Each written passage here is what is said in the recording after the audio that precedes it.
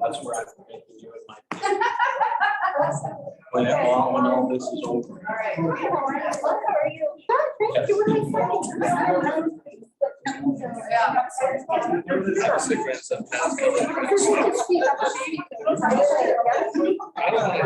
you. It's all right.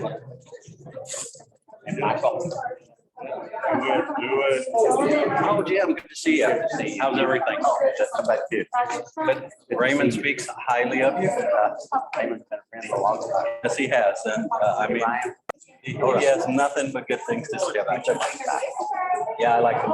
Yeah, you like him. Yes, I do. Yeah. It's good to see you. Good to see you. You take care. You bet. That's what people say.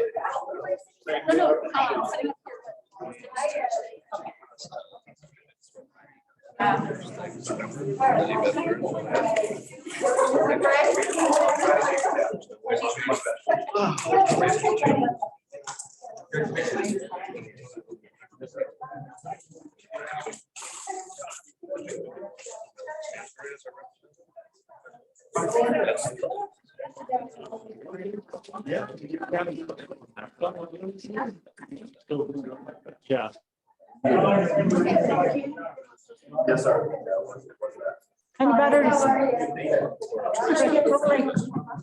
No, it depends on which That's how it goes, right?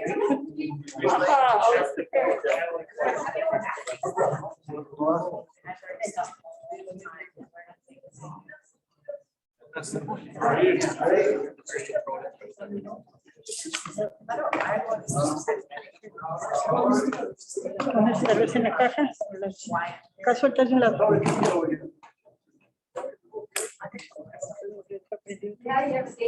Hey. How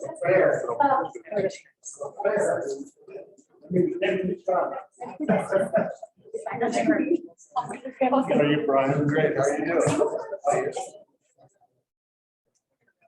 ¿Me puede ir? Sí. Si en algún momento no escuchan, por favor, levante la mano para que ya me cuando ocuparon en su casa.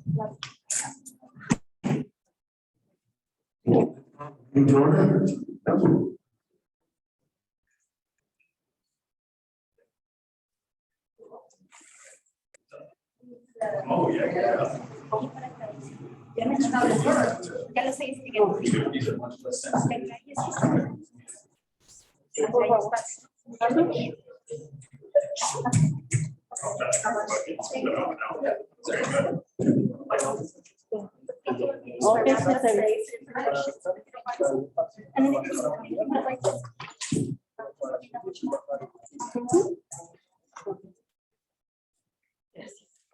Share with Brittany today.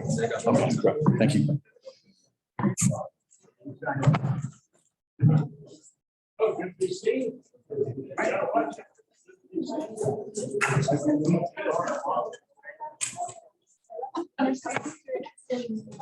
How are you today? Yeah, so we talk to like squeeze in.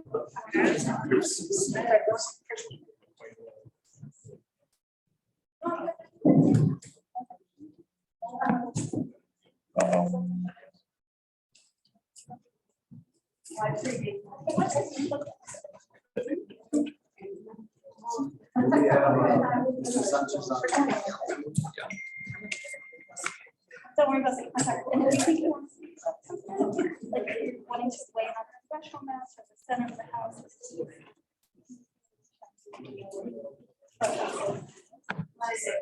Oh, of course, of course. Okay.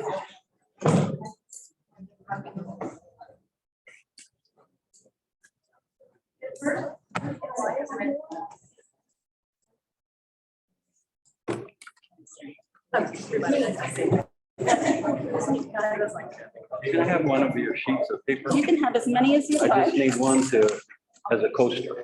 Awesome.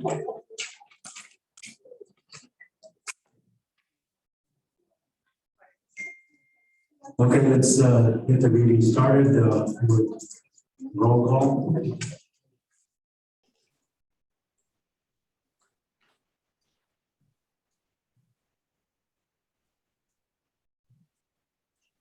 Ryan Cangelosi. Here.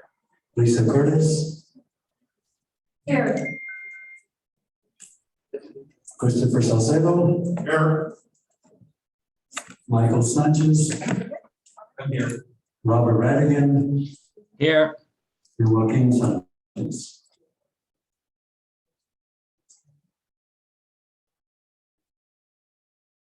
Joaquin Sanchez. He's connecting his audio. Okay. One moment. You're good to unmute, Joaquin.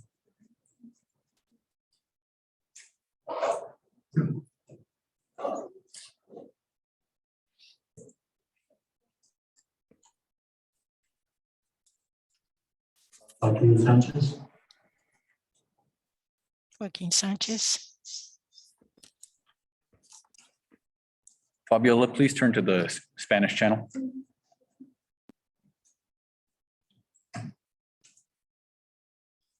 One moment.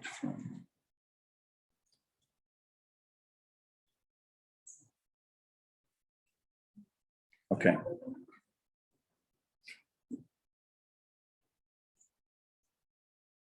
I think Joaquin is having trouble with his audio.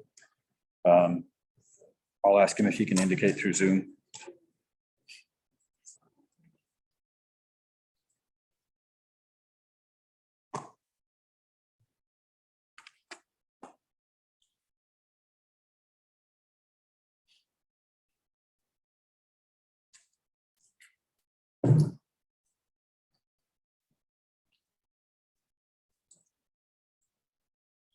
I'm asking him to unmute. I think he's having trouble with, there we go.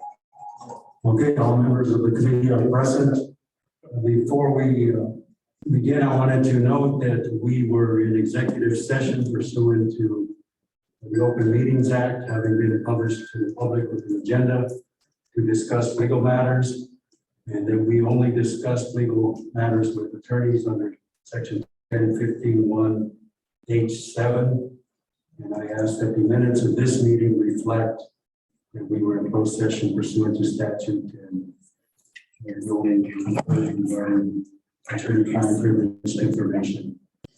With that, I do have a few remarks to make just to update everybody on where we're at as the Citizen Districting Committee. We had 8 public meetings previously where we obtained public input. We were here in Roswell before. And we obtained input that we then used to develop concepts for maps. We have published those concepts at nmredistricting.org. You can find them under map concepts. And every concept that we have moved forward for public input, you can find there. You are also welcome to continue to submit maps to the committee for our consideration. Our plan is to finish out a second round of meetings. We have 2 more after today that we will have in Albuquerque and Farmington. After that, we will then take whatever public input we have received during the last 2 weeks, and we will incorporate that public input into our concepts. We come up with new maps. If you all are still submitting maps and we see some that we would like to consider for adoption, then we will do so at a meeting on October 15th. Which is only basically 10 days away or so. After we adopt maps, we then have to submit a written evaluation to the legislature for each map that we do adopt.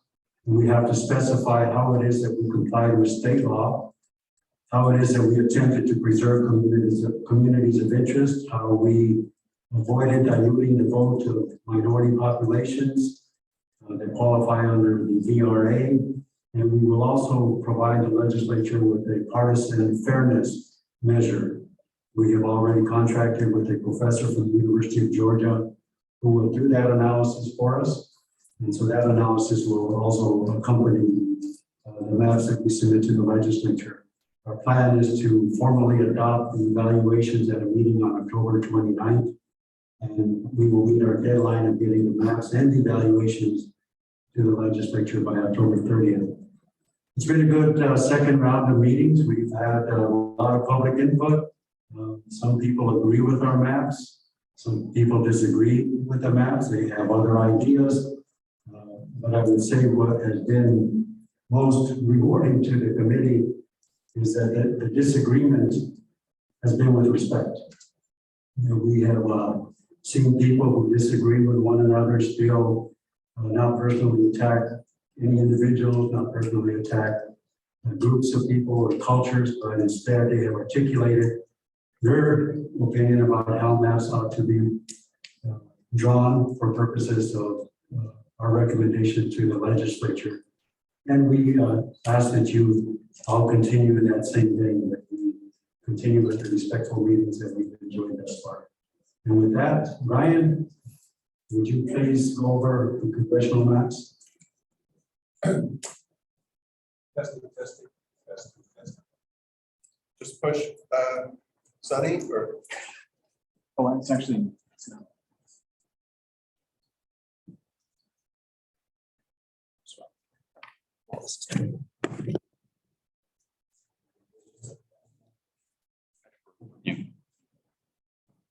testing.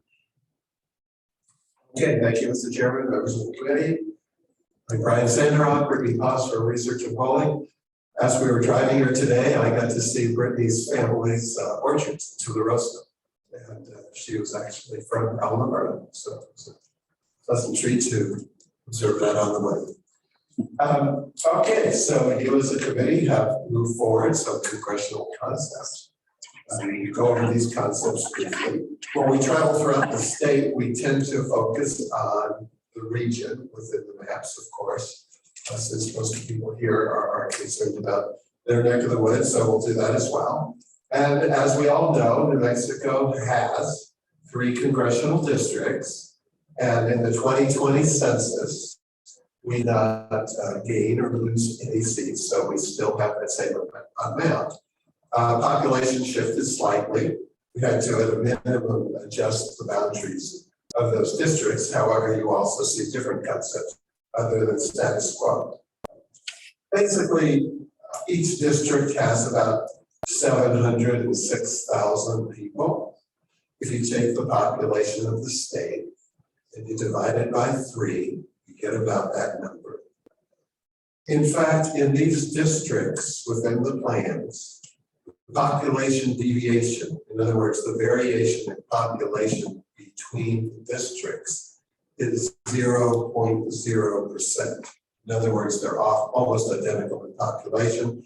Federal law sort of requires that. Currently, if we look at just a status quo map, it could be our first concept as well. Currently, our congressional districts, we have a northern core district, a southern core district, and an Albuquerque Torrance County based core district. So this here is our first concept, concept A. And our first 3 concepts are totally status quo to the extent that there are minor variations due to population shifts. And so we can see here that second congressional district is primarily southern New Mexico. Cibola County is included in the southern district as it currently is. That was something the Native Americans requested 10 years ago, and so under this plan, it stays that way. Guadalupe and Tobacco counties are a change in this particular plan to get the populations to work in. So Guadalupe and Tobacco are in CD3 under this plan. So if we go to concept B, also very, very similar. The changes are mostly in the Albuquerque area, so we don't need to go over them. It's a northern district, a southern district, and an Albuquerque Torrance County based district. Concept C. Here we see Guadalupe and Tobacco counties are back in the second congressional district based on other shifts within the plan. Notice that Cibola County is going north. And as a result of it going north, then Alamo Navajo Reservation was able to go into the northern district to unify the Native American tribes mostly into that northern district. So as you can tell, those first 3 concepts are very status quo. Okay, the next concept is different. This is an Albuquerque Santa Fe first congressional district, where Albuquerque and Santa Fe would be in the same district. But notice that most of the core of CD2 and CD3 are retained. However, much of the east side is unified into the second congressional district, except Santa Fe is taken into the Albuquerque district. Then that obviously will cause ripple effects throughout the map. So here, notice that Torrance County, as well as Union and Quay counties, would be in the second congressional district under this scenario. Concept E is also different. During the meetings throughout the state, there were some people who thought that the South Valley of Albuquerque should be over the south and the north. Under this particular concept, the unincorporated areas of the South Valley are included in the second congressional district. However, Albuquerque is not split, northern New Mexico is not split, but because the South Valley overpopulated the second congressional district, the CD2 had to lose something, and in this case, Lincoln County. So still core districts, but the big difference in this plan is that the unincorporated areas of the South Valley are in the second congressional district. Okay, concept F, this is an Albuquerque Rio Rancho district. CD2 and CD3 pretty much retain their core, not far from how they are today. Concept G was submitted on district tour by Valencia Cultural, a nonprofit organization. We thought it intriguing enough to share. You'd see that eastern New Mexico is actually unified a little more. Union, Harding, and Quay, Parra, Mona, and San Miguel are in the second congressional district. But all three districts retain their core. Notice that the Albuquerque district is sort of a donut contained within the northern district, which is allowed, but this plan is different, and it's one that you can see its uniqueness. Now, there was a plan that was submitted by the Center for Civic Policy. And the Center Civic Policy had a plan that we'll also share the results of. This has been moved forward by the committee. And under this plan, you can see that the core of the northern district is retained.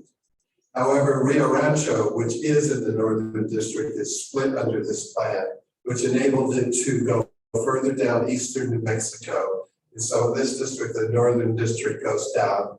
It also included Curry, Roosevelt, into Lee County, and actually, if we can zoom in, to basically North Hobbs. So North Hobbs most would be in this northern base district. The southern district here is starting with South Hobbs and carries through the southern counties of Eddy and Otero and into Doñana and southwestern New Mexico. And then it goes up the Mesilla Valley and the Rio Grande Valley and into Albuquerque. So if we can zoom into Albuquerque, we can see that Valencia County is Isleta and parts of the South Valley, parts of Westgate, and parts of Ladera on the west side of Albuquerque are in the second congressional, the southern district. The numbers are a little different here. And then Albuquerque, you can see most of Albuquerque, the Northeast Heights and the west side of Albuquerque, then traverses, if we can zoom out, Albuquerque, most of Albuquerque, then is included with Torrance County and Guadalupe, Tobacco, down to Chavez County, including Roswell, Lincoln County, Ruidoso area. So we have a primarily Albuquerque district to Roswell, a northern congressional district to Hobbs, a southern district that retains the core of the south and then moves up the Mesilla and Rio Grande valleys into the South Valley and west side of Albuquerque. That would be a summary of the Center for Civic Policy's congressional concept. Thank you, Brian. Any questions from the committee for Brian? Lily, let's go to public comment. One click on the mic. Okay. Feel free. Just a reminder to folks that Justice Chavez has agreed to give people as much time as they need to make your point, so there's not a time limit, but there are many of us here. And so if you can be succinct, that's always super appreciated, but we also want to hear what you have to say. We also have some folks that are joining us from Portales, and Kathy Elliott is facilitating there. So we'll be going back and forth between folks in Portales, folks here, and also folks who are joining us via Zoom. You also may notice that we have an interpreter joining us. And so that's what's going on if you see the headsets, so we want to make sure everybody can participate in a good way. So the first person we have up, we're just going in the order that people signed in, is Senator Jennings. Sure. And if you want your mask on when you're talking, you may. If you need to take it down, that's cool too.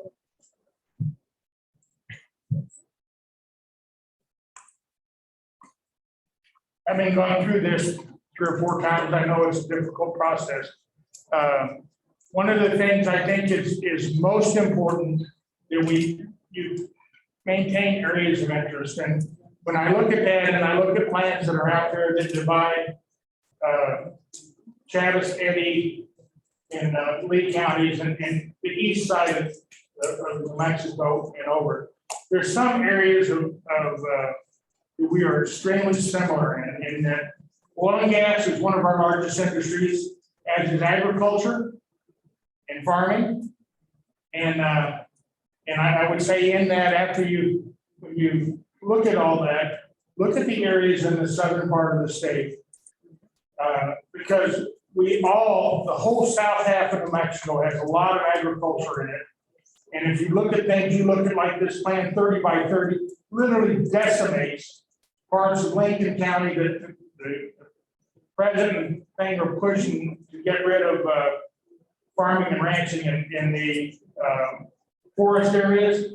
When you look at that, if you take all those ranchers out of that, there's no water for the wildlife out there because we don't have the streams we used to have. And you're going to decimate a lot of country because there's nobody going to be out there to provide the water for all the wildlife that's out there. The water to feed the minerals in bad times. And we just came through one, and I can tell you how bad that can be. So you need to be real careful that you maintain areas of similarity in economic units here. And I would just say that, like, Albuquerque has so little in common with Chavis County. I mean, it's crazy. It's too far for Albuquerque schools to come down here and play us in sports anywhere in southeastern New Mexico. They just won't come. It's too far. It's 200 miles. And you know it's 200 miles for us up there to play everything. We have to go. And that maybe it sounds different, but that is just the truth. We have no areas of commonality with Bernalillo County. And I would just say that, you know, we have a little company here that makes, I'm not going to say what, but they make widgets. And what does Albuquerque do? They sell widgets all over New Mexico and Oklahoma. What happens? Albuquerque comes in and they give them all kinds of tax credits to people to come in and put a same widget factory here, the only one we had in the state. And they put one in Albuquerque, and all they do is come down here and try to put our company out of business. And our little widget company paid everything as far as health insurance for both sides of the employee and his family. They have been fantastic employees, and they darn near put them out of business by using Albuquerque tactics, because our people here, we don't have all that ability to put up all these tax incentives to get people to come in there. And that's exactly what happened, and I can tell you privately who it is. And but you know, when you look at that, we have nothing in common with Albuquerque. The east side of New Mexico is basically all agricultural, and there's in the northern side there's very, very few people. And so some of that, you can put some of that together in a southern district. But when you start putting Albuquerque down here, I think that's very different. Little things that happen, and maybe it's not material to you all, but it is to the rest of us. We have a lady here that won 11 out of 13 state championships in golf. 11 out of 13 years. And you know that lady still can't get in the Great New Mexico Activities Association Hall of Fame? And you tell me what man who went and did the same thing wouldn't already be in there 5 years ago. You know, it's little things, but Albuquerque, I mean, they came and they robbed our TV stations and so now we don't have that, all we get them, and we don't get on the news. We don't have any areas of common interest with them.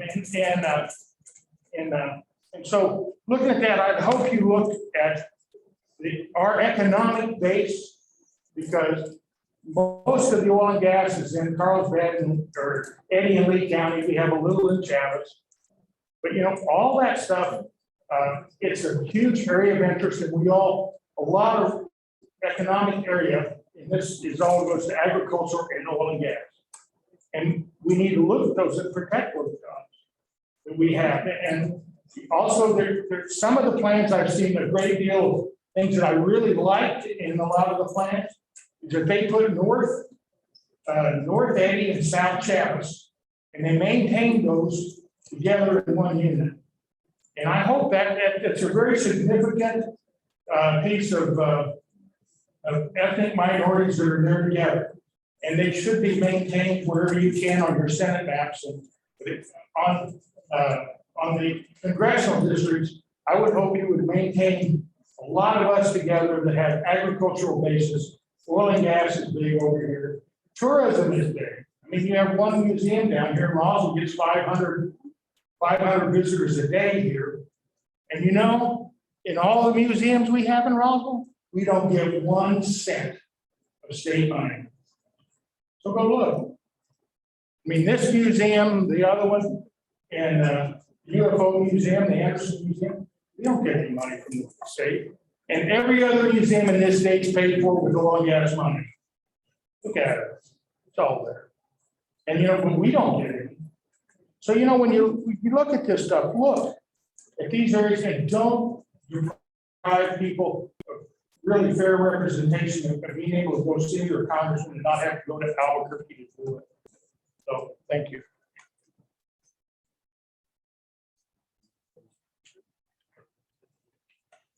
Thank you, sir. Kathy, do you have anybody in Corvallis who wants to talk about the congressional maps? If so, all you have to do is unmute and invite them up.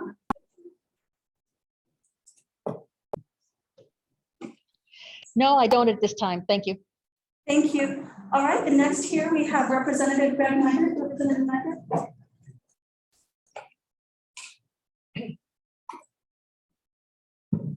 Your Honor and members of the committee, I appreciate you coming to Roswell once again to meet with us.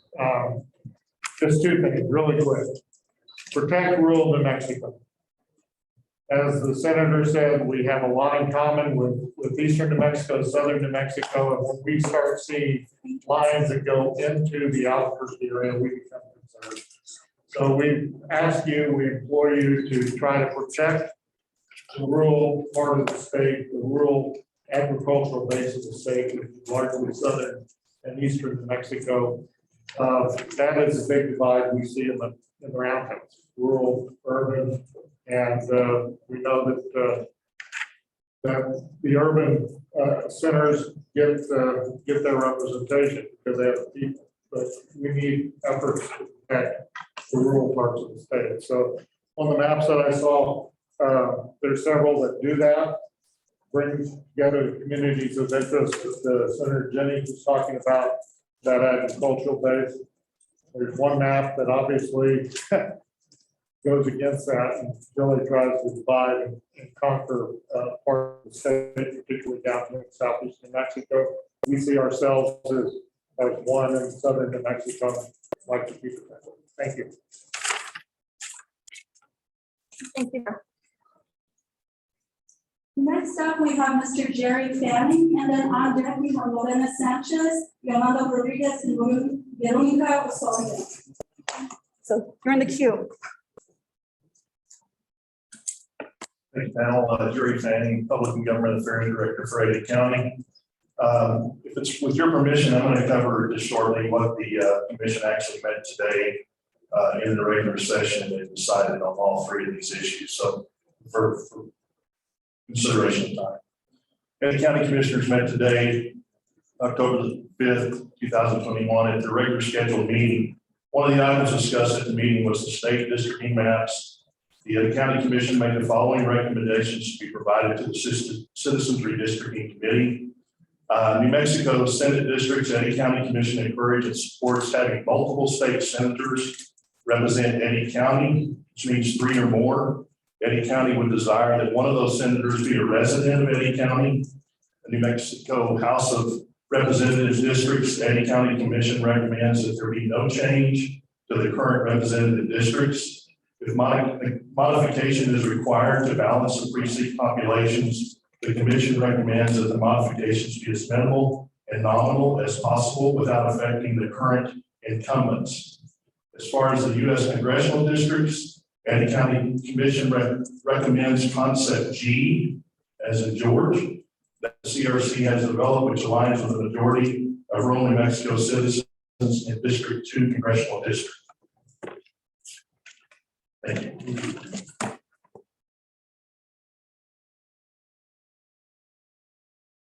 Ms. Lorena Sanchez.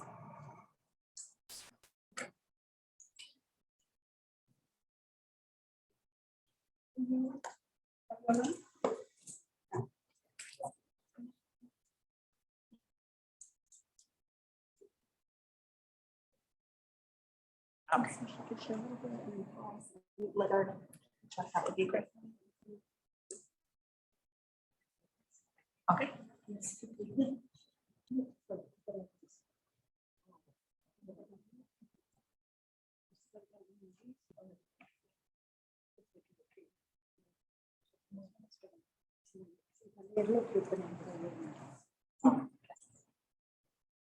Hola, mi nombre es Yolanda Rodríguez. Please speak closer to the mic. Oh, acércate. Hola, mi nombre es Yolanda Rodríguez y yo he vivido en el condado de Chávez alrededor de 20 años. Durante esos 20 años no he sido representada ni tomada en cuenta, en especial por el mapa de complejidad. Por eso yo les pido por el mapa H que me den la oportunidad de progresar más como pro-inmigrante, pro-trabajadora y mucho más votantes latinos. Hello, my name is Yolanda Rodriguez, and I have lived in Chavez County around 20 years. During these 20 years, I have not been represented, not even considered, and especially to the congressional map. That's why I ask you that to the map H, that is to give me the opportunity to progress more pro-immigrant, pro-workers, and a lot more Hispanic voters.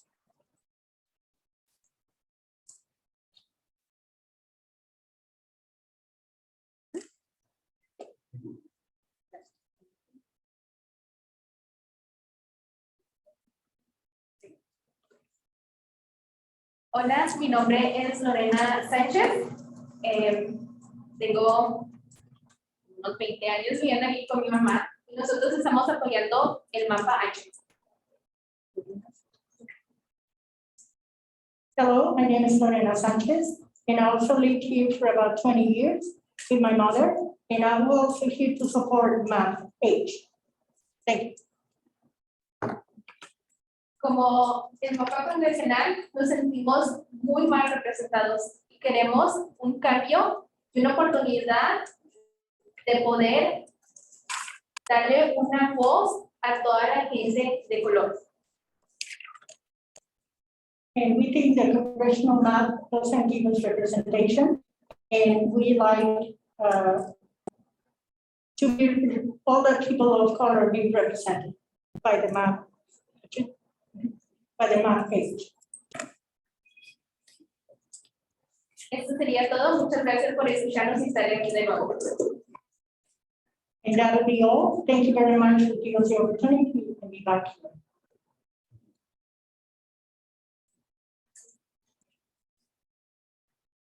Next up, we have Veronica Osorio and then Jaime Osorio, and then Inés Aparicio.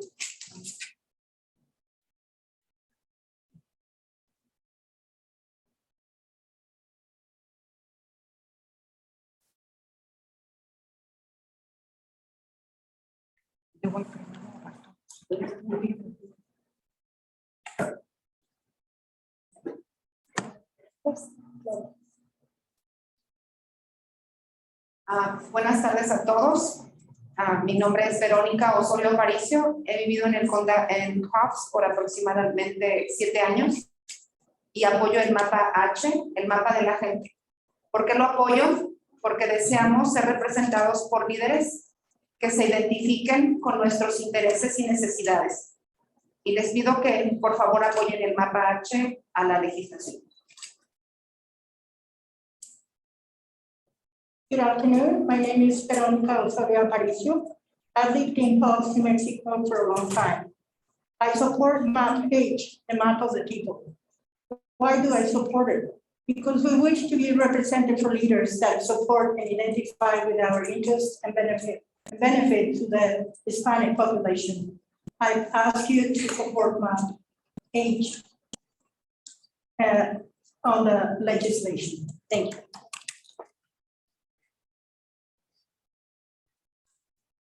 Hola, buenas tardes.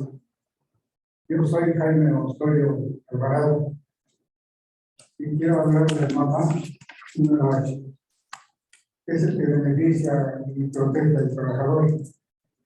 Y también para que se haga justicia, porque realmente se piensa mucho con el trabajador y necesitamos protegerlo para que haya más votación y más respuesta. Debemos pensar en el pobre, no solamente en los patrones o en los gobernadores y todos los demás. Necesitamos ser justos.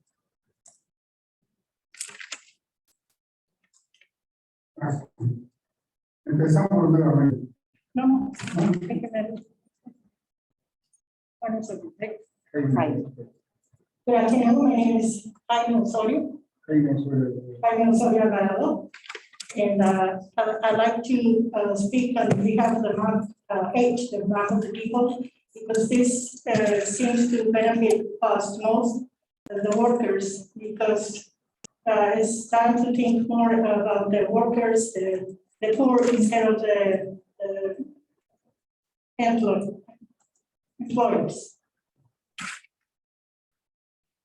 Pues gracias. Pues ya tradujo un poco de lo que yo dije al principio, pero quiero confirmar de los demás y hacer realce que piensen en el trabajador, en los pobres trabajadores. Aquí, siendo un pueblo, pero el primero mundista, yo veo que faltan muchas cosas. Principalmente las privadas que se tienen donde se recolecta la basura y están los contenedores. Ahí me parece un país primero mundista. Es muy triste, no sé si hayan recorrido todos la parte trasera de los viviendas de las casas y se van a dar cuenta de que, en qué condiciones están. Pues todo esto.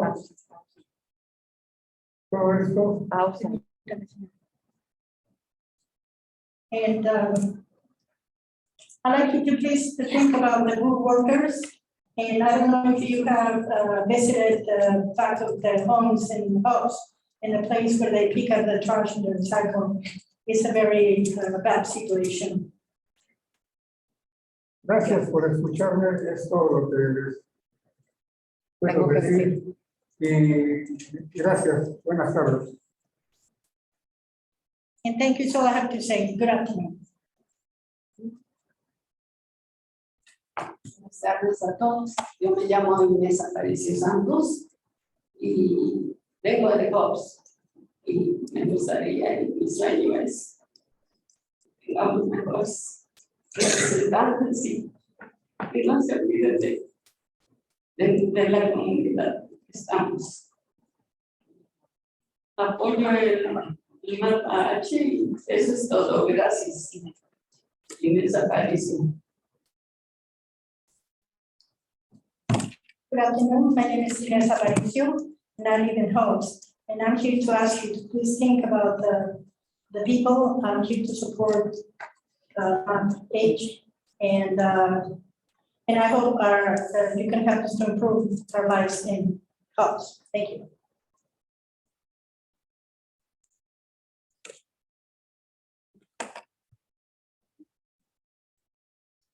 Next up, we have Representative Phelps Anderson. Oh, I missed his beautiful yellow shirt. Leave the room.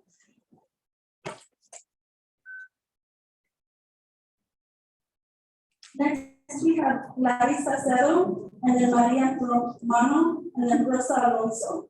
Larissa, thank you.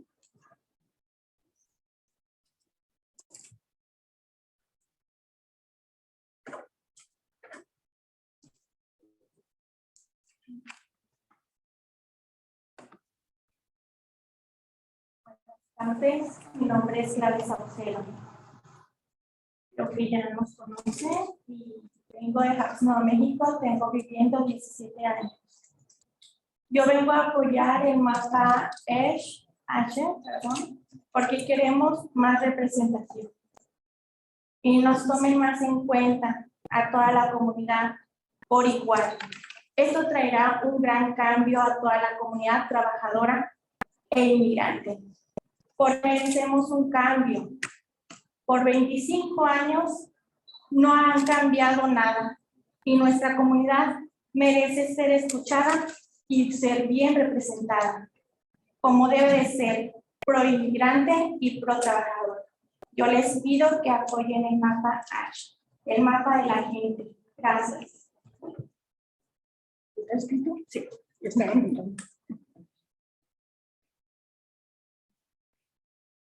Good afternoon, my name is Gladys Salcedo, and I've lived in Hobbs, New Mexico for about 17 years. I come here to support MAP H because we want to be represented, we want to be considered to all the community the same. This will bring a big change to all the community, to all the workers and immigrants, because we deserve a change. During 25 years, there had not been any changes, and our community deserves to be listened and represented as it should be, pro-immigrant, pro-worker. Thank you. Buenas tardes, mi nombre es María Romano y vivo en Jalisco, Nuevo México desde hace 32 años. Hablo inglés, pero no muy bien, porque me la he pasado trabajando. En este tiempo no he visto ningún cambio en Jalisco, ningún cambio positivo en la comunidad. Por eso apoyo el mapa H, el mapa de la gente. Mi ciudad sería dividida, pero para el bien, ya que por primera vez en 32 años que tengo viviendo, tendríamos 2 representantes. Y así estaríamos mejor. Nuestra comunidad, muy rural, siempre ignorada, ya es tiempo de sobresalir. Gracias.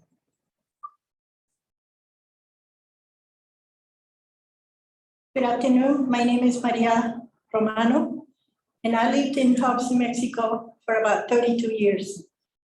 And this time I haven't seen any positive changes in my community.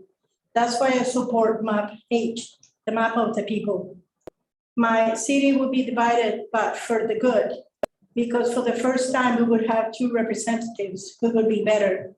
Our rural community has always been ignored, and it's time to get around. Thank you. Buenas tardes, mi nombre es Rosa Alonso. Tengo 45 años viviendo en Paz. Yo voy a una parte.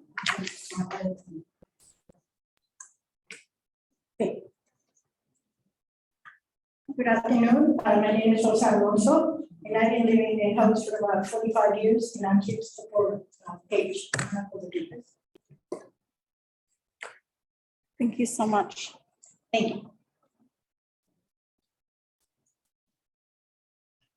Next, we have Ms. Flora Mendoza, and then also on deck, Martina Bea, Berta Andrade, and Dennis Hinton.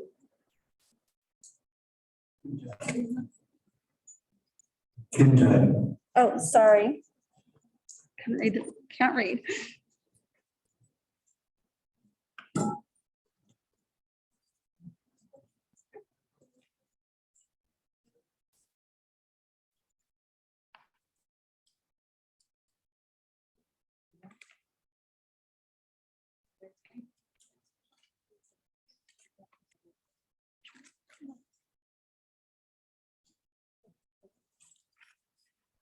Buenas tardes.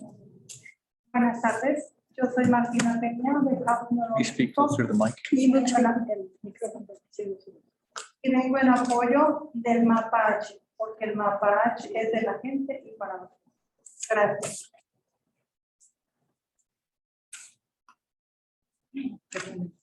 Good afternoon. I am Martina Peña from Hobbs, New Mexico, and I'm here to support the map H because this is the map of the people and for the people. Thank you.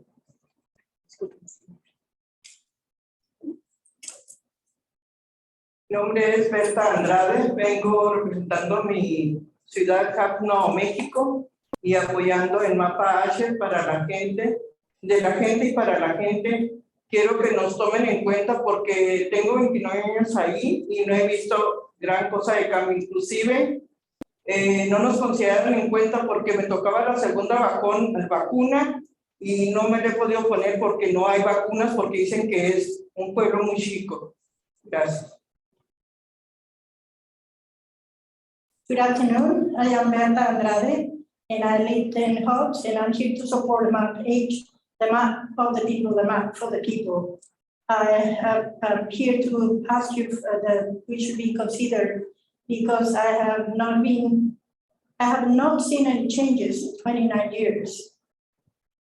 For example, when I had to get my second shot of the vaccine, they said that they didn't even have it because it was such a small town. Thank you. Hi, good afternoon. My name is Hernandez. I have been living in Hobbs for 16 years. And I am with an organization called Somos Super Unido. This organization has more than 25 years. I'm sorry, I'm a little nervous.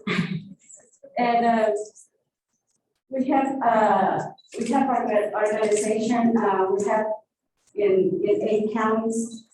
And we have an office in Hobbs, in Roswell, Arlington, Portales, Clovis, and other more. So we're just here to support the map H. So please consider our petitions because we're like in a rural area, so nothing happens there. So that's why we're here, so you can hear us and not to be.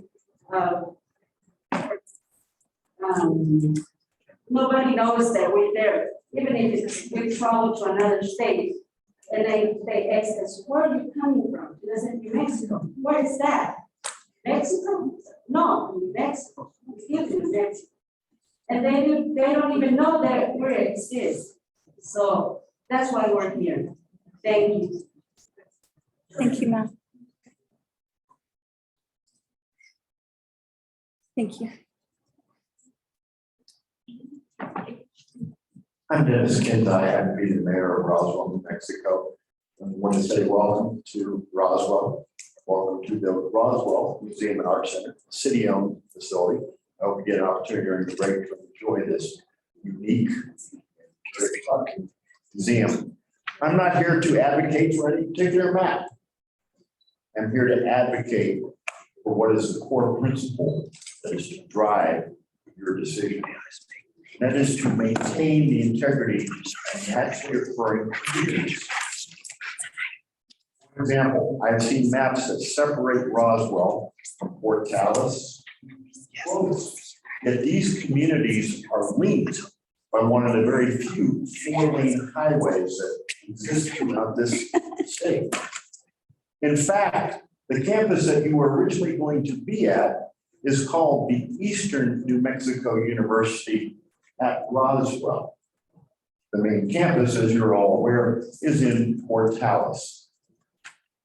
How bizarre would it be to separate an obvious connection? Eastern also has a campus in Ruidoso, to separate Ruidoso from.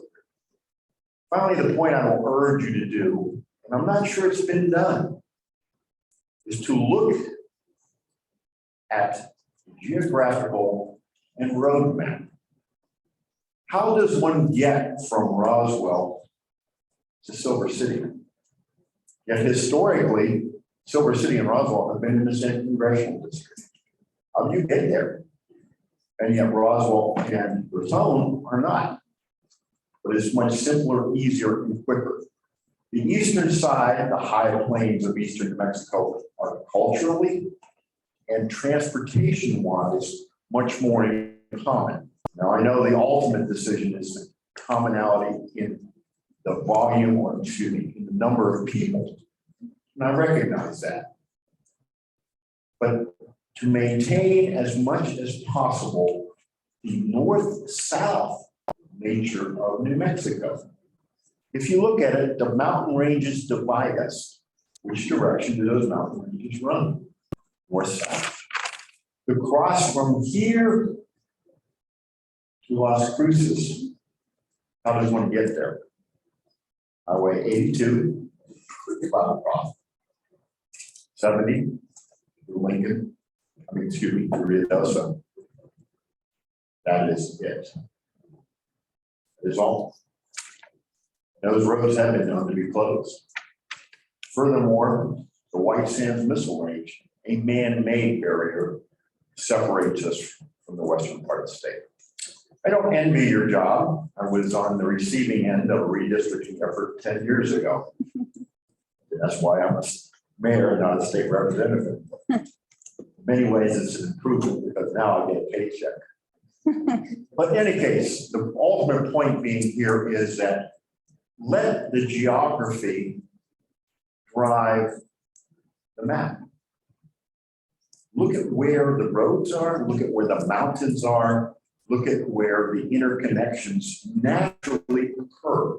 And so I encourage you to use that. Hope you have a great time here in Roswell. Unfortunately, I will have to leave because we have the Eastern New Mexico State Fair going on. It is older than the state fair. You are all welcome to come if you get a free time because we're done at 7, it's still open. Eastern New Mexico State Fair does not require vaccinations or masks. All are welcome. Have a good day. Next up, we have Ms. Flora Mendoza, and then I'm Jack, Margaret Kenner, and Lauren Patterson.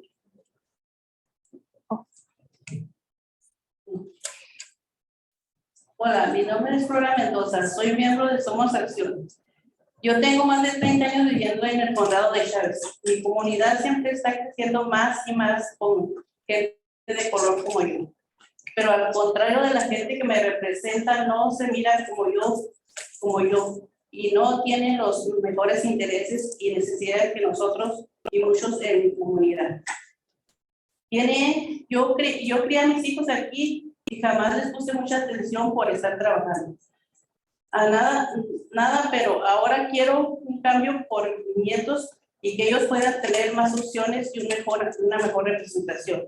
Yo apoyo el mapa el mapa de la gente, porque en 25 años nada ha cambiado en mi comunidad.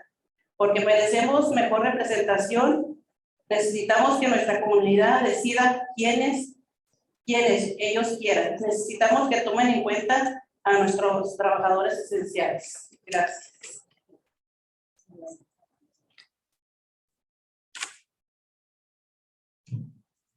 My name is Flora Mendoza, and I am a member of Somos Acción.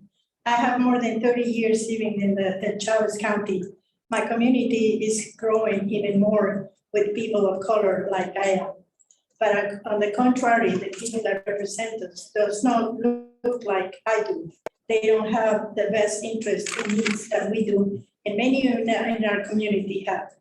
I raised my children here and I never put them much attention because I was working, but I want to change for my grandchildren so they can have better options and better representation. I do support map H, the map of the people, because in 25 years, nothing has changed in my community because we deserve better representation. We need that our community decide who they want. We need that people be considered. We need to consider our workers. Thank you.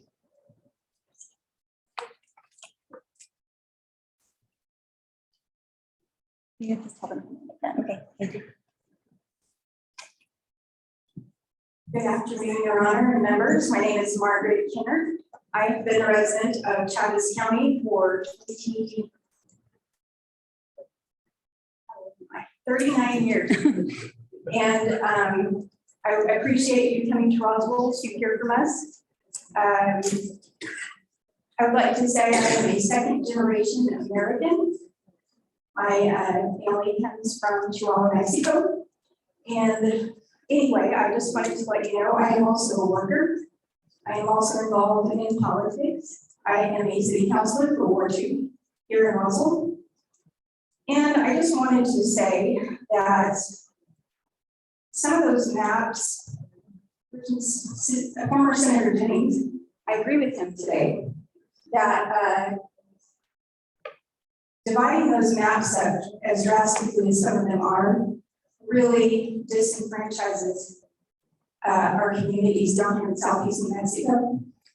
I would echo everything he said about separating us.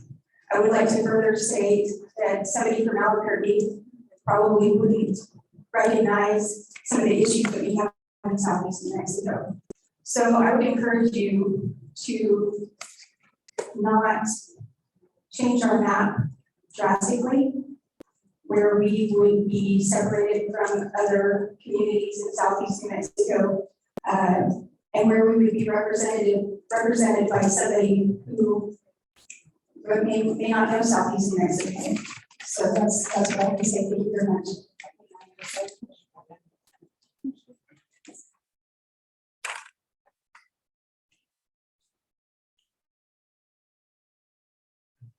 Chairman, members of the committee, Lauren Patterson. I'm here on behalf of the Mexico Cattle Growers Association. Do Representation. We have members in every single county in the state and 11 other states. Oh, man. Yeah. Today, I'd like to say, you've heard it from several people today. It's about the agricultural representation within the state.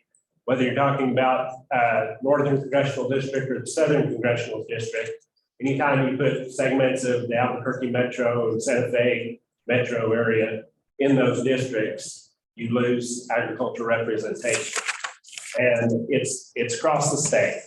Our members in Northern New Mexico border Valles Caldera and some of the land grants. Grazing and traditional uses of that land vary. And Albuquerque Metro may not understand that and the cultural history of those uses. In Southern New Mexico, much the same way. Agriculture is one of the base economies down here and the backbone. And as we look forward and look at the American Beautiful Act or 3030 plan, you know, we're going to see a significant pressure from Washington on those uses here. So all I can do is encourage you. I know you guys have a difficult situation. No map's going to be perfect, but we do ask you to consider those aspects as you divide up our congressional districts. Thank you. Mr. Chairman. Sir, I have a question for you. So you're the first person to talk about the similarities between Northern New Mexico and Southern New Mexico and the rural nature of things. Some testimony that we heard in Albuquerque and in several different places is that the South Valley of New Mexico, which does not have paved roads, does not have sidewalks, does not have lights, that is agricultural in nature, wants to be in CD2.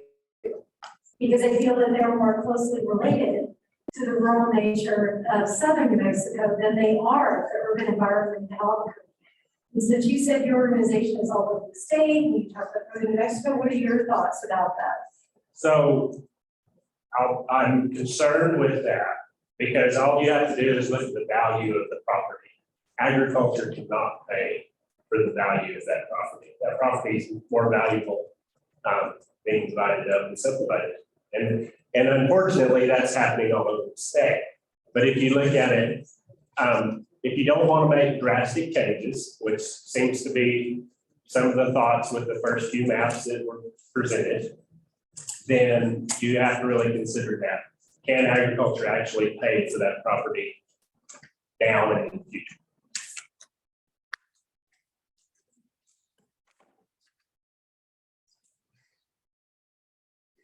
Next we have Representative Giselle.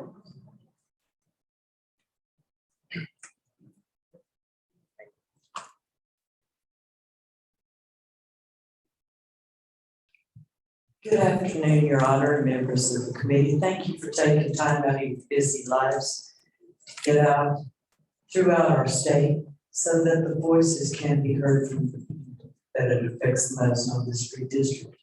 So thank you very much and welcome to our area. I like to brag on our area, and just as the mayor stated earlier, right now the Eastern New Mexico State Fair is going on, and this fair is 99 years old. And it is open to every person throughout the state. We do not segregate it to southeastern New Mexico. The livestock that is out there and all the exhibits that are in the barns are from young people from all over the state of New Mexico. So we welcome everybody and hope y'all can take the time to go out and see what we do down here in this part of the state, because I am proud of this area of the state. Your Honor, members, agriculture and oil and gas production, and I talk about agriculture, farming and ranching, dairy production. We used to have a very healthy sheep population, goat populations. Predators are taking its toll. I am involved in farming and ranching both. I'm hands-on. I am the ranch hand out there at the ranch. Thank goodness my husband has a job in town. And it's harder and harder for our agricultural people to find help. The jobs are there. And we do pay good. And we like to keep our employees whenever possible. But we have a strong job market down here. Whenever a person, man or woman, can hire on as a truck driver down here and make over $100,000 a year, it's kind of hard to keep them out on the farms and on the ranches. As Senator Jennings stated earlier, it is our farmers and ranchers and our people that do live out in our rural areas that do provide for the state's wildlife. That includes elk, deer, antelope, and the other species that are available to the hunter. And we're not talking just men hunters. We have a very healthy female population that likes to hunt, along with our youth population and the handicapped population. And we do participate in all those hunts out on our ranch. But it is up to those farmers and ranchers and people in rural areas to provide water for the state's wildlife. Whenever there is a problem, especially whenever we feel like we've been faced with a drought down here for many years. Thank God he sent rain this year.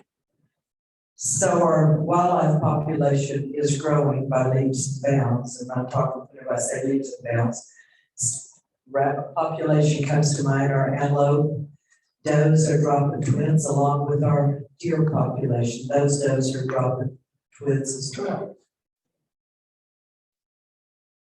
our voices for every person that lives down here south of the interstate is very important to each one of us. And some of the maps I have seen and tried to disseminate excludes those rural voices. And Mr. Chairman, Your Honor, in my opinion, several maps are nothing more than political gerrymandering. These maps don't reflect the will of the legislative body when they form the community-based committee to prevent that from happening. That's just my opinion. I think it's very disingenuous to think that we would have people that would have to drive all the way from Eunice to go up all the way to Albuquerque just to have an audience with their congressional person. Mr. Chairman and members, rural New Mexico's representation should not be diluted with the population of the urban areas just for the sake of politics. Thank you very much. Representative Izell, I think you're making. Representative Izell. So I appreciate your comments that you believe some of the maps are gerrymandered, but I don't know which maps you're talking about. So can you just point out which maps you think out of those A through H you don't agree with for your area? Your Honor and Ms. Curtis, I have those maps written down and they are right on my desk out of the ranch right now. And unfortunately I went off and left it there. We have seen, I got here a little bit late. I've been out working on the water line. Trying to remember which map was up there as, We could pull them up for you if that's helpful. no, that's okay. I've taken up way too much time, I'm afraid. See which one that one is. Okay. And as the president of the cattle growers explained, whenever you're talking about property values down in the South Valley, those parcels of land are more important for the subdivisions or the urban areas than they are as far as farming goes. And it's hard to explain sometimes that aspect of the those particular tracts of land are worth more to the city of Albuquerque, Los Lunas, Galena areas than they would be if a person tried to sell them just for agricultural use. I have heard several of the other folks here this afternoon talking about keeping communities together, and I agree with that. Eastern New Mexico University, headquartered in Portales, also has ENMU Roswell and ENMU Mendoza. It is all governed by the main campus up here, with your presidents at the two other universities. New Mexico State University, they have a campus in Alamogordo. They used to have one in Carlsbad.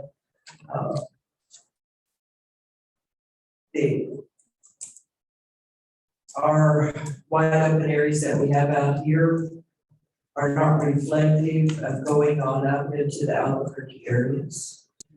I just don't want the people that do live in the rural areas to not have a voice, to not have any representation.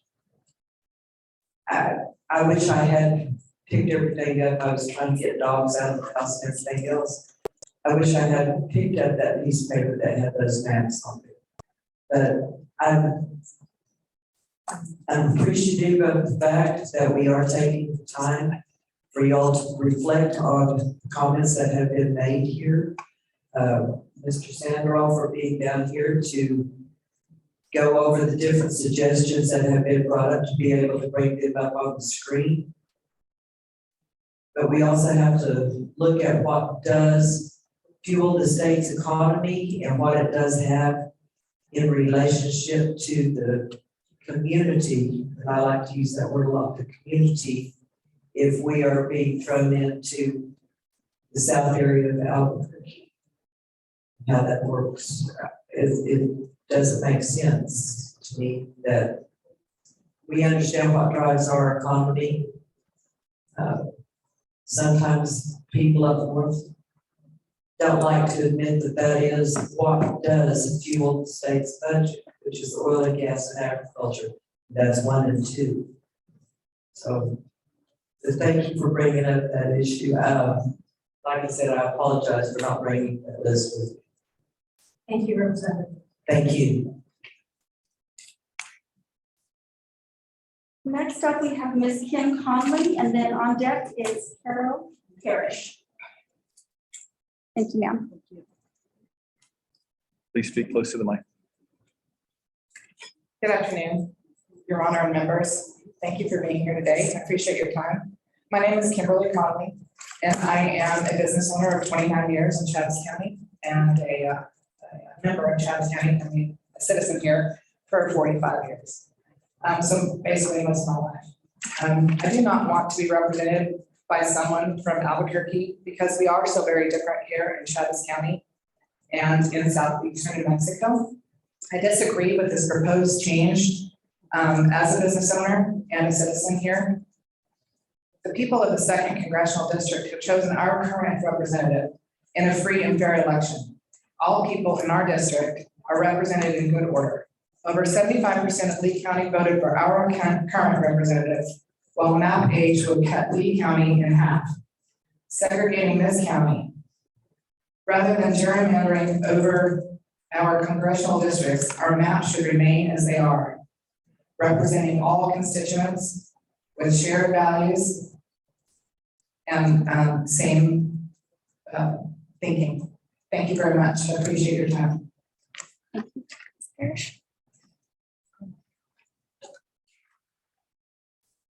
Good afternoon. My name is Carol Parrish. I am from Lake County, Hobbs, Pacific. I've looked at some of your maps.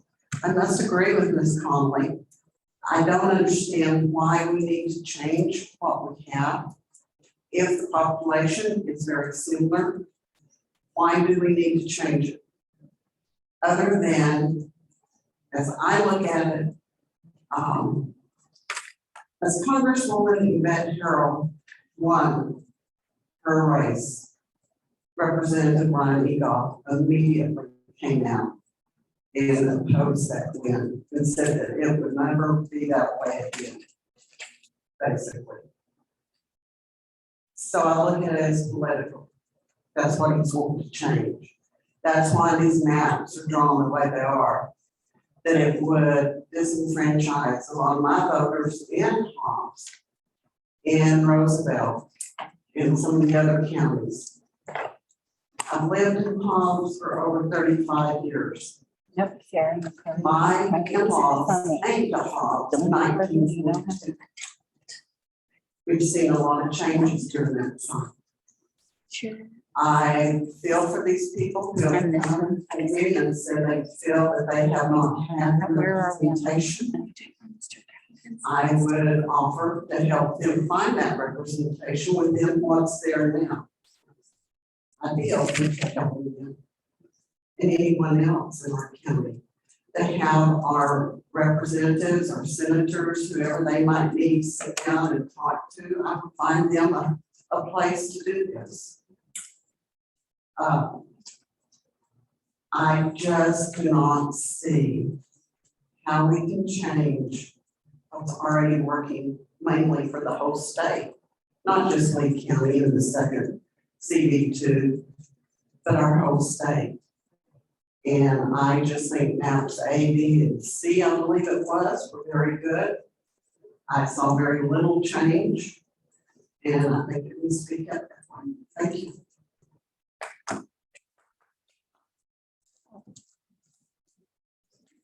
We have Mr. Will Cavan next.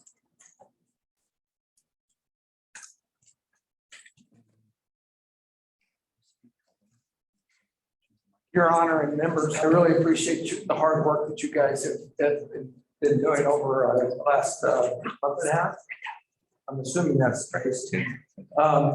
And I appreciate you guys being here today. In some ways, it's more. I try to keep it as simple as possible. You know, I'm born and raised here in Roswell, Chaves County, 58 years old. And watching and seeing the work that Mr. Sanderoff has done and showed the maps that we've had, there's really no change in the state of New Mexico as far as our congressional districts are concerned. We've had great representation here in CDC from Republicans and Democrats alike. That's because we're from Southern New Mexico. And we don't have the northern part or the Albuquerque, the urban part. This is a rural part of the state. Yes, we have Las Cruces in Doñana County with the University of or New Mexico State University.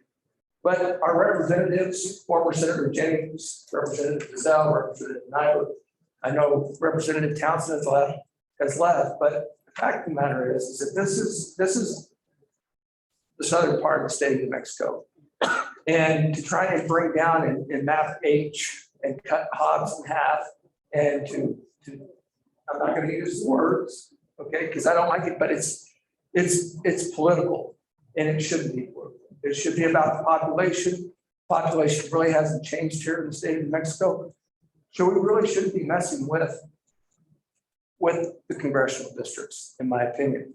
You guys got your work cut out for you with the representative seats and the Senate seats. I know that, but I really appreciate all the hard work you guys have put into this. And I appreciate Mr. Sanderoff's work and everybody here who has come to speak in trying to keep our rural areas represented in Washington, D.C. I left out the fact that I'm a county commissioner here in Chaves County. And I spent a lot of time over the last 6 years out in Washington, D.C. trying to represent the rural parts of the state of New Mexico. And we've spent a lot of time in the Department of Interior and working with the USDA, the 30-30 plans that has been talked about. I mean, it's gonna be a problem if we don't have that representation out in Washington, D.C. With that, I appreciate you guys. Thank you. Next up, we have Ms. Sarah MacArthur. Hello, thank you. Thanks for coming down to Roswell. We don't often get David here sitting here, so appreciate you coming down. I kind of want to face this group. Will you hold the mic close to your mouth, whichever way? Sure. Hi, everyone. So I kind of, I wasn't going to come and speak, but I heard some things and I thought, oh, I should speak. So there's an elephant in the room and nobody's talking about it, and I'm going to talk about it now. And the elephant is that nobody's talking about what's happening nationally to Congress. And what is happening is the laws being changed that are going to impact Congress, and how the GOP is steadily changing the laws that are impacting the ability of people in the Secretary of State's office, or people that are going to be elected to state Senate houses and state houses, to overcome voters' wishes and basically overrule what happens in elections. So that is a huge problem. And nobody's talking about that. And it's because of the election that just happened, which I'm delighted to hear that there was a free and fair election. Thank you for pointing that out, because as far as I'm concerned, 72% of all Republicans in the United States think that Trump is supposed to be in the White House. But I'm quite surprised by that, because Joe Biden won fair and square. And, oh yes, oh my word. Yes, he did. He won.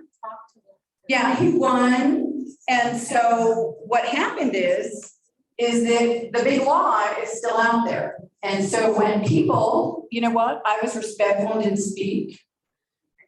Whoever is speaking, you need to stop. I'm just pointing out to you that it is inappropriate for you guys to bellyache about an honest, legitimate, every 10-year redistricting, and oh, don't gerrymander our district.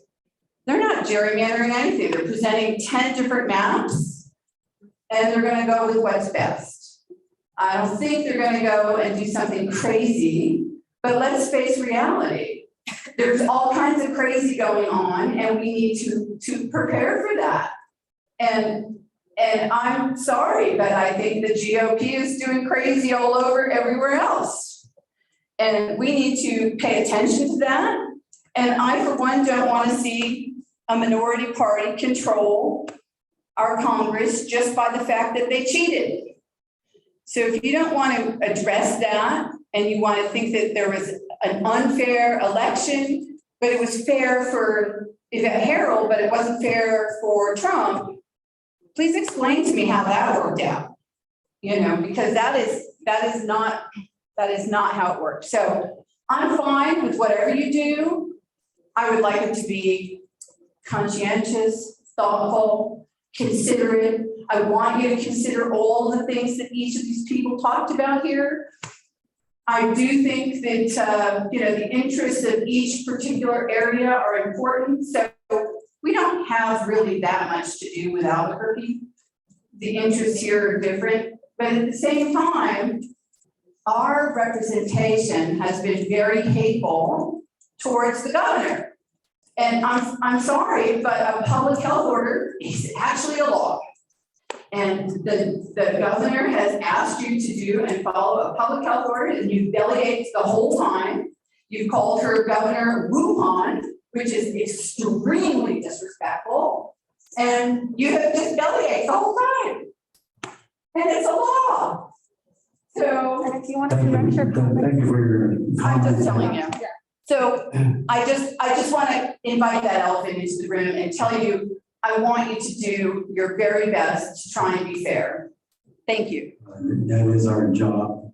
We are not even considering partisan information. Right. And we will do the best. If we were doing something awkward, we will not present these concepts for people to comment on.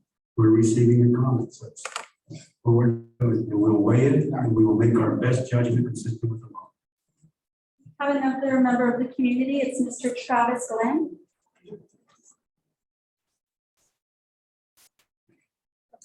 Mr. Chairman, members of the committee, thank you for coming to Southeast Mexico. I'm from Lee County, a bit further east of here. But I just like to say that in our country and in the state, it seems like we have a urban versus rural divide going on. And some of these maps,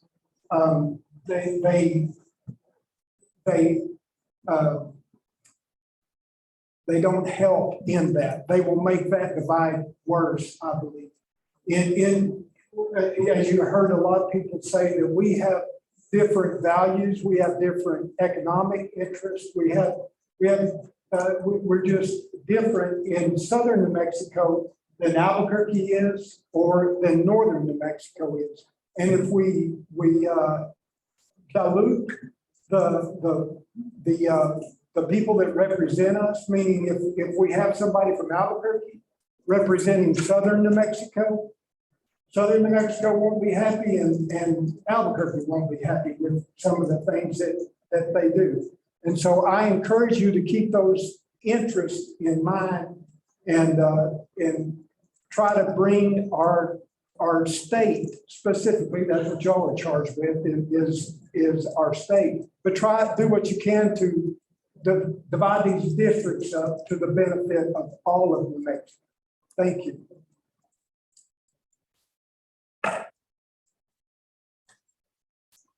Is there anybody who didn't sign in, but you feel moved to speak about the congressional maps? No. Come up and give folks your first and last name. That'd be awesome. Hi, thank you for coming down to Roswell to hear all the comments made. I'm Kathy Crossley. I was born here in Roswell. I lived on a ranch 50 miles north and west of Roswell through high school until I married. And so I wanted to echo the rural population and our concerns versus Santa Fe, Albuquerque. It's just a totally different mindset.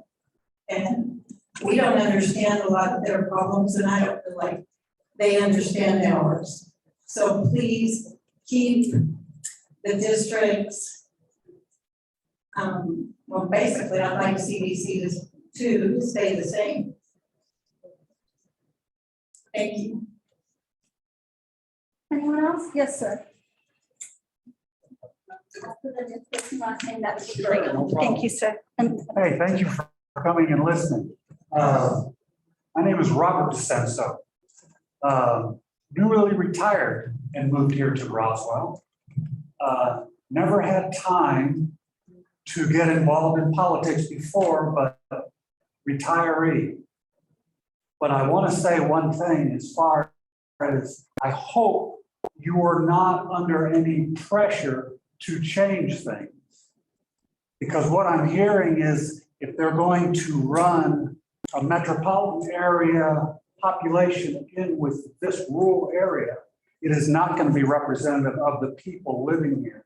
And the only reason I can see that would be a political reason. Because I had my choice of living in Albuquerque or Santa Fe when we moved here. And it was not my idea to move from Denver, Colorado to another large city where people are not getting along so well either. So that would be my one concern, is make sure that we have representation in our community. If you're taking away from that, that will just create more problems for the governor or any other legislative body, because it does not work. And people right now are feeling they don't have representation in our federal government, but it has to start here at our local level.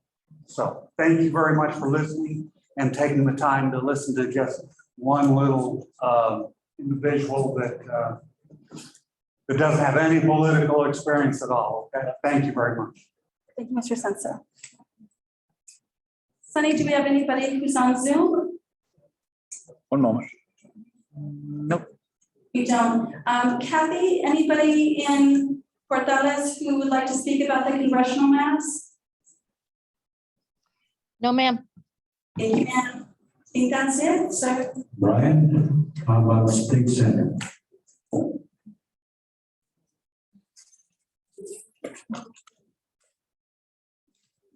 Thank you, Mr. Chairman and members. Okay, first, let's remind people we talked about for Congress that there were about 700,000 people in each district.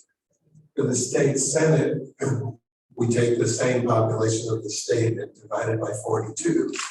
And we find that each Senate district should have about 50,000 people in it. Substantially equal population among the districts. So that's, of course, look at, this is a current map, it's not even the concepts yet. Look up in northeastern New Mexico for a moment and look at the sheer geography it takes to find 50,000 people up there in Union County and down Guadalupe County down from Colfax. And so some of those districts look massive. It's not because they're gerrymandered, it's because it's in the corner of the state. They're bordered by Texas and Oklahoma and Colorado, and you go down. That's what it takes to get 50,000 people. So this is current. We're going to look at southeastern New Mexico for a moment and zoom in. Unfortunately, for our current map, the district numbers, I don't think are going to appear.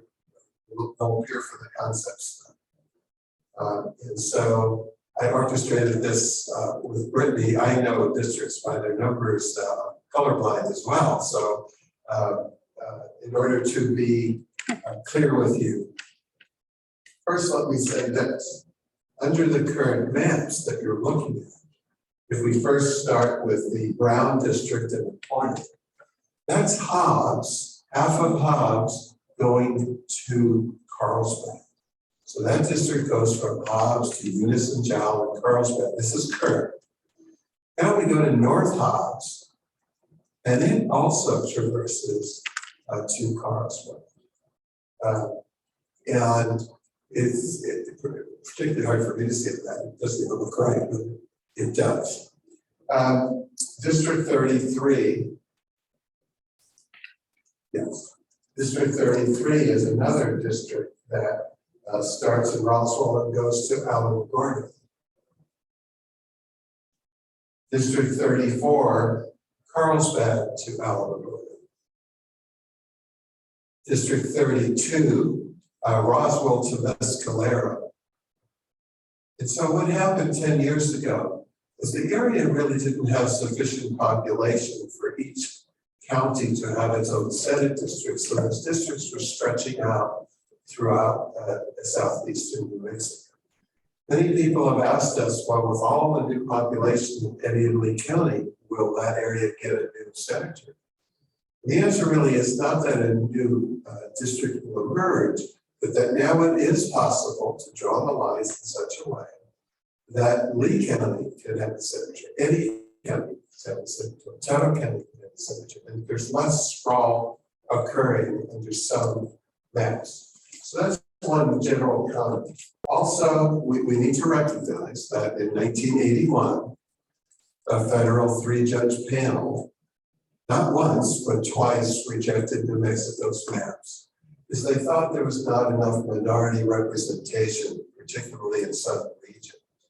Also in 1991, the US Justice Department also concluded there wasn't enough minority representation in some of the districts in southeastern New Mexico. So for the last 30 years, there have been some districts that we really make sure that there is significant Hispanic majorities in them, and to avoid violating the Voting Rights Act. So having said that, if we go to concept A, so is there a way of creating some strong Hispanic majority districts, 2 of them, but at the same time, make the map look so much more compact?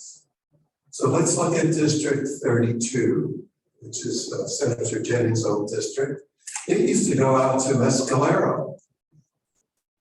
And so now District 32 is a Roswell Artesia-based district in this concept. And it's now Mescalero, the big square there to the left of 33 now, is with Ruidoso, back with a neighboring community. And so District 32 becomes a more compact Roswell Artesia district in the Senate, and is a strong minority percent Hispanic district, as it currently is.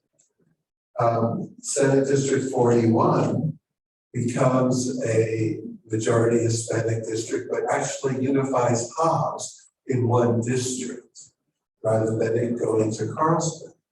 Senate District 42 becomes a Carlsbad 80 county-based district, including Eunice and Jowl.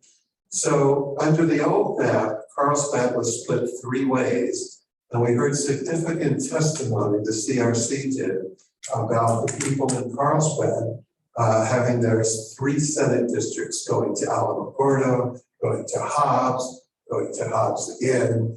And so under this map, we see more unification of the county line.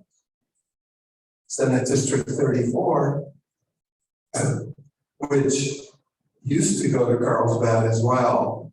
Now Otero County, it had a unified district, which includes all of Alamogordo in one district, rather than splitting it in half.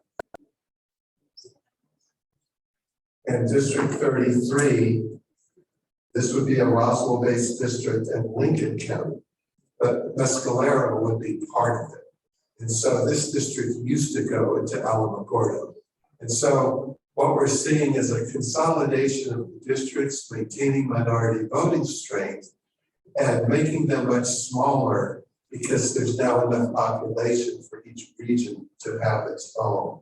Senate 27 is a big district, but it takes a lot to get to 50,000 people. And that's a Lovington, Tatum, Portales, Fort Sumner. Fort Sumner district that just touches on Roswell. So concept, this is concept A. Concept B is the same. In concept C,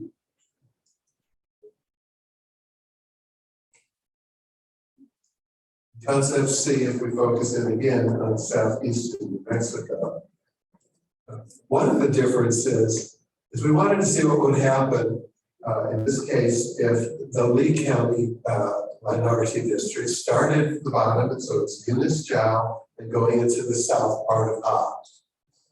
So it's a compact district, Eunice Jow, the south part of Hobbs. Then the northern part of Hobbs goes within Senate 27. In that a few Hobbs precincts are included in Senate 27. Since Senate 41 got too big when it started at the bottom of Lee County.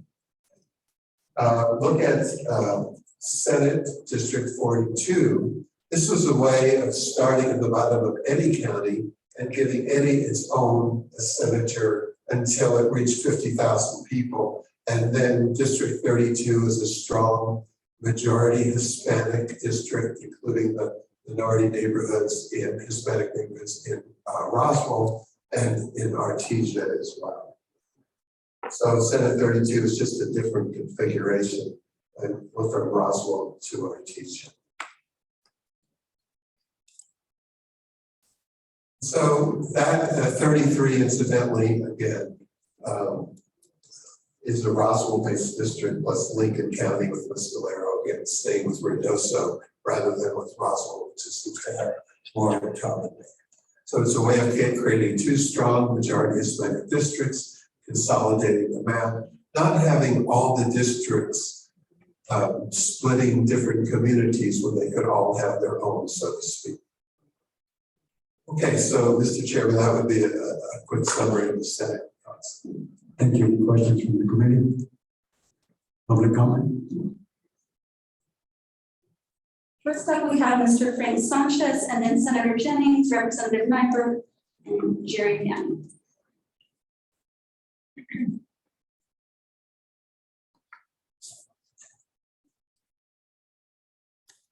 Good afternoon, Justice Committee members. Welcome back to Sanchez, give me just 1 minute.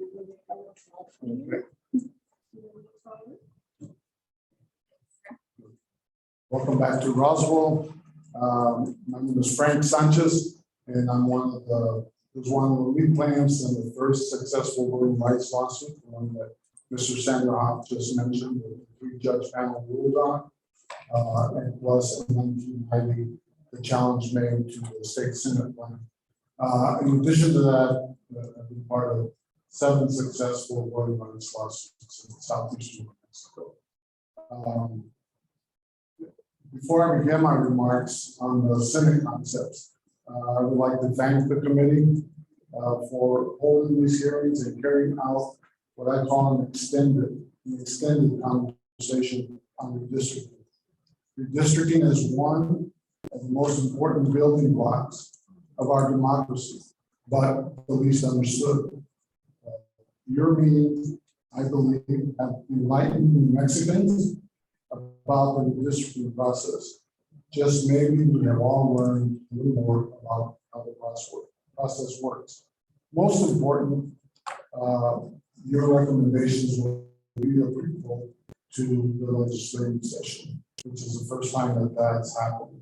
And I must say, just having been part of 4 of these redistricting processes over a 4-year period, they've continued to improve and have clearly taken into consideration our original lawsuit, as well as the Voting Rights Act being central to drawn districts.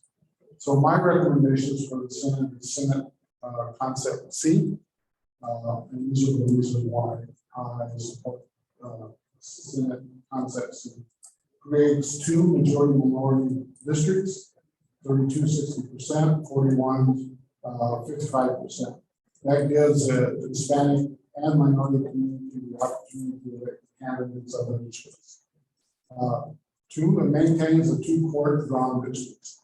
Remember, in the original lawsuit, there was 2 court-drawn districts that were drawn by the works. It maintains those and strengthens them.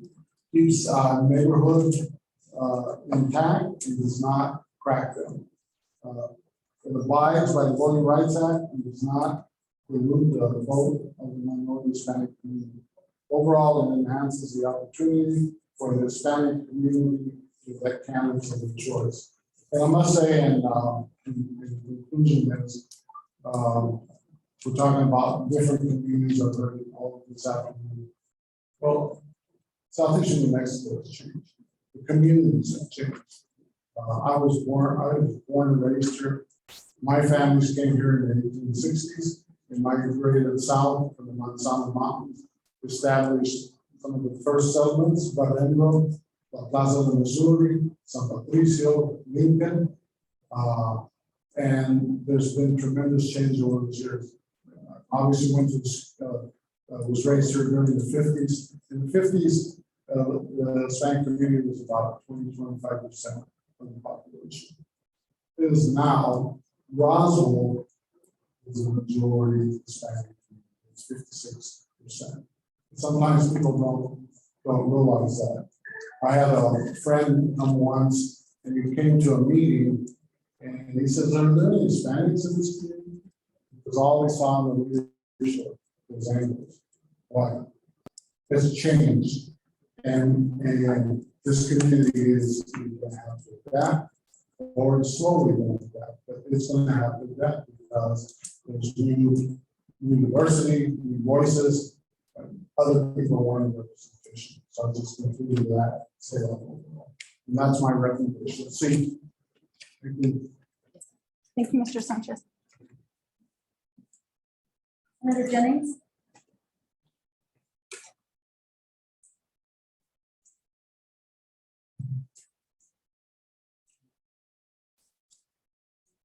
On the Senate concepts,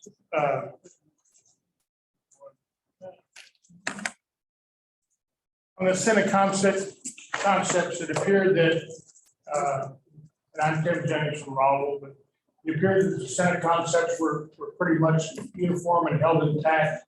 The Hispanic voting districts with North 80 and South Chavez, that appeared very well. There were some concerns in all those districts. There's one little county precinct in Chavez County, 104, that has about 75 or 100 people in it. It would be nice if you could put it over in an area of interest rather than putting them over into O'Hara County. If you leave them in Chavez County, 104, it's a little square. That's how you got from the North 80, South Chavez, over through the that Penasco boot up into Mescalero. That's how you kept all those together as that area of interest. It was a majority minority district that I had that I represented.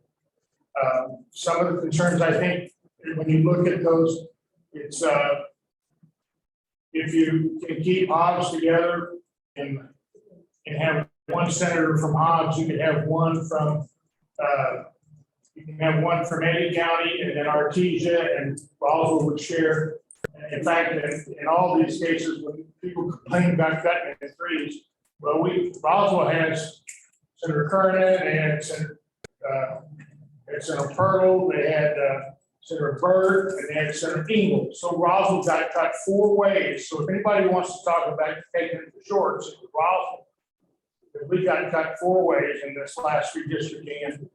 And if you look at that, if you can just keep areas of interest, and if you look, Hobbs, if Hobbs had a senator and Carlsbad had a senator, and they came up, and then you came up from Lovington, you were able to come up from Lovington North, and you go up all the way to Clovis, and then Clovis had the top from Clovis all the way up to the corner of the state.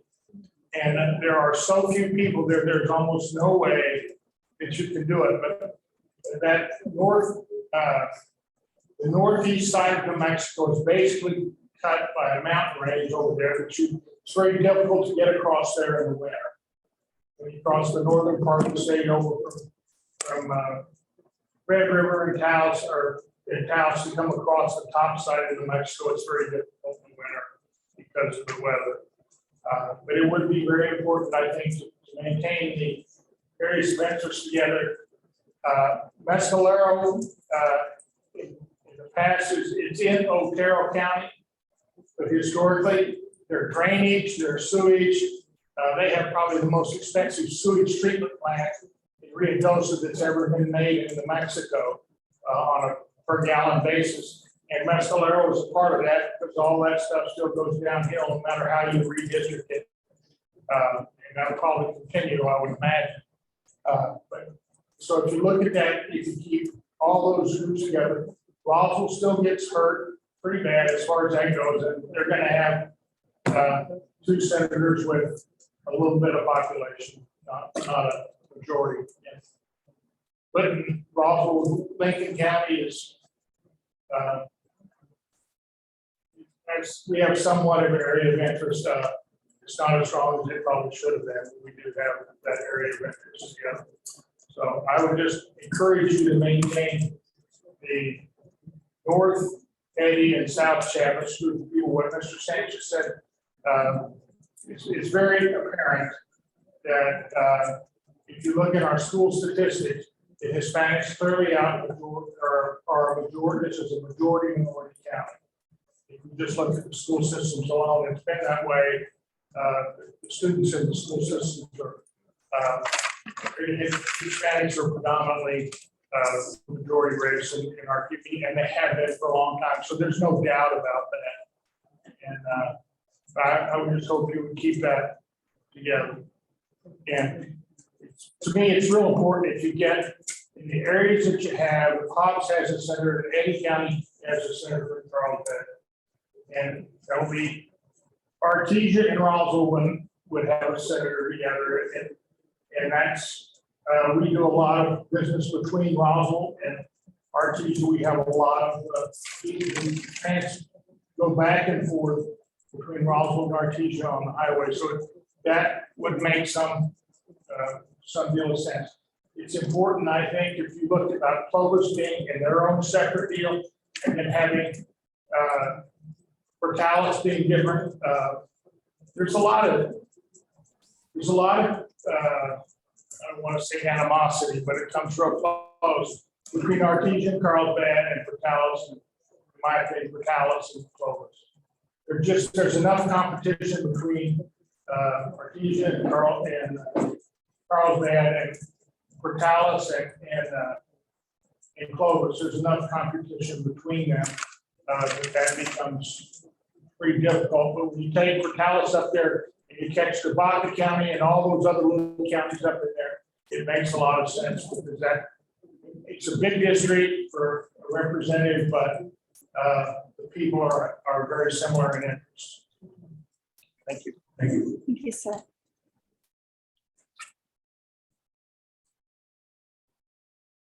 Justice Travis, there's a clarifying question that folks would like to ask in Portales of Mr. Sandra. Kathy, did you want to ask that question? Sure, I can do that. Can you hear me? Yes, ma'am. Okay, Brian, I had a question concerning the original districts for congressional CD1, CD2, and CD3. You had mentioned that each of them were divided because of population. And at that point, 10 years ago, there was basically no difference in population between each of those. If those lines were done today, would there be a significant difference in the population? Has it shifted that much?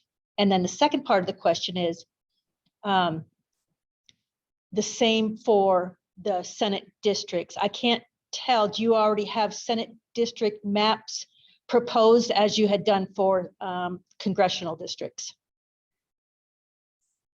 Thank you for the question. The congressional district's population did change, but it wasn't a big change. The Northern District, I think, was 1.5% over ideal population. The others were slightly smaller. But because the law requires us to make each district identical nearly in population, it could change the boundary even in a status quo oriented plan. And so hopefully that answers your question. So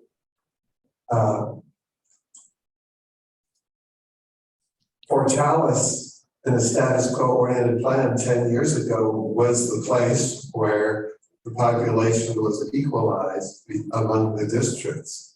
And in these different plans, sometimes it's Portales, sometimes it's Clovis, depending on the plan.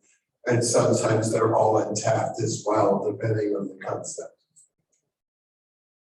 On the Senate, there were significant changes in southeastern New Mexico, and then it grew, and significant losses in population in northeastern New Mexico, the drop population. And so Clovis and Portales get stuck in the middle, and the changes in those other regions impacted the middle.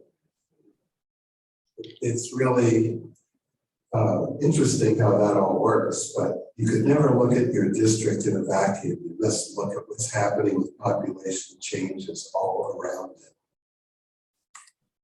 Are there, I'm sorry. No, go ahead. I was just going to see if you had a follow-up. I did. Just, are there proposed Senate district maps like there were for congressional districts? Yes, and we just went over a few of them. Okay. So to take a closer look at them, and if anybody does, if you go to nmredistricting.org, there are two tabs that are going to be super helpful. One is the map concepts, and so those include the maps that Mr. Sandrock and his team have put together, as well as maps that have been kind of lifted up by the Citizen Redistricting Committee for consideration and public comment. And then the other area is the public comment portal, where you can look in the gallery and see everything everyone submitted directly to the CRC. Okay, thank you. Excellent. Next we have Representative Greg Norbert. Thank you for your patience, sir. Thank you. Your Honor, Commissioners, looking at the Senate maps, you all heard loud and clear the desires of Carlsbad. And I'd just like to reiterate what Senator Jennings said. Roswell does get cut up. And my only comment is not to say we shouldn't get cut up, but if you look at our county, the Boot Hill of Chaves County really likes to be part of Chaves County, and separating it into a separate Senate district, I think causes some problems. So to the extent that you could keep the county lines intact and put the Boot Hill in either Senate District 32 or 33, that would be great. And then the other comment that the senator made on Carroll County with the reservation, that there's a lot more activity between Mescalero and Alamogordo than there is with Mescalero and Roswell. And I know that Rindos is close proximity, but the two trade areas are really Roswell and Alamogordo. And so that may be a swap that you all may want to consider there, is the Boot Hill and then the reservation, because the reservation certainly looks more toward Alamogordo for its goods and services than it does on this side of the line. Thank you.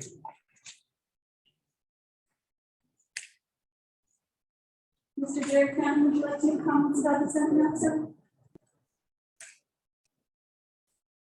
Apologize, committee. I said I wouldn't be back up, but I decided I would be.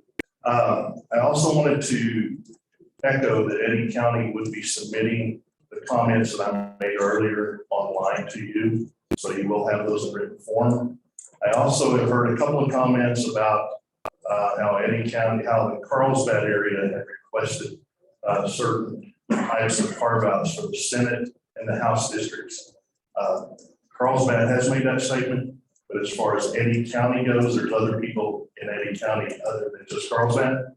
And the Eddy County Commission made a decision that they would like to leave both the House and the state Senate districts as they currently stand. I wanted to make that point very clear. Okay.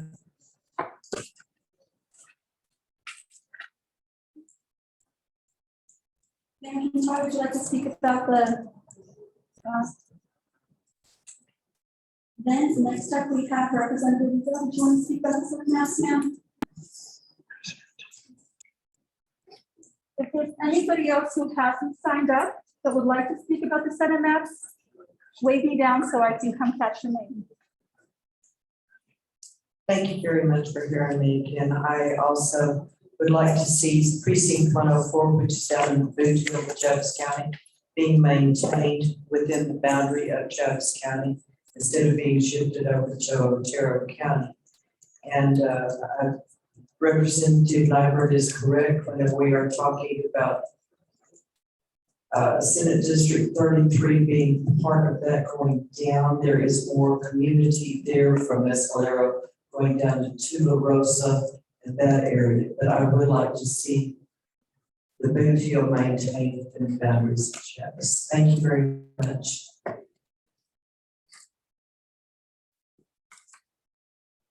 Sunny, is there anybody on Zoom who wants to speak about the Senate maps? Kathy, is there anybody else in Fort Dallas who wants to speak about the Senate maps? Yes, the Senate feedback. Let's take a 10-minute break. No, we're fine at this point. Thank you. Kathy, we're taking a quick break. So aren't you there as well?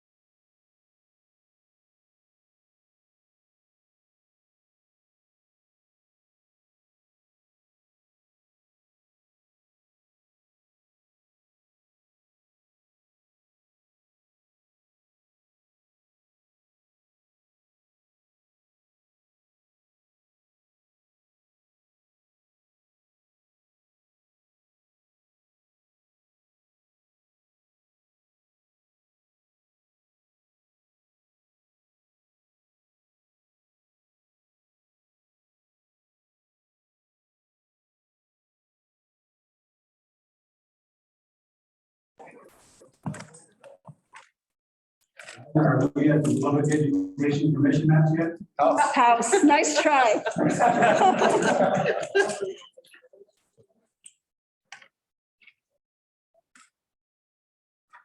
Are we ready? Right, house maps? Okay, house maps. So, the house, southeastern New Mexico. Again, we keep in mind the having some majority Hispanic districts as required by the courts over the years. We'll talk about that. So under Don't worry about it. concept A. Let's Thank you. start Good- at the good catch. bottom I'll of the fix it. state in 61.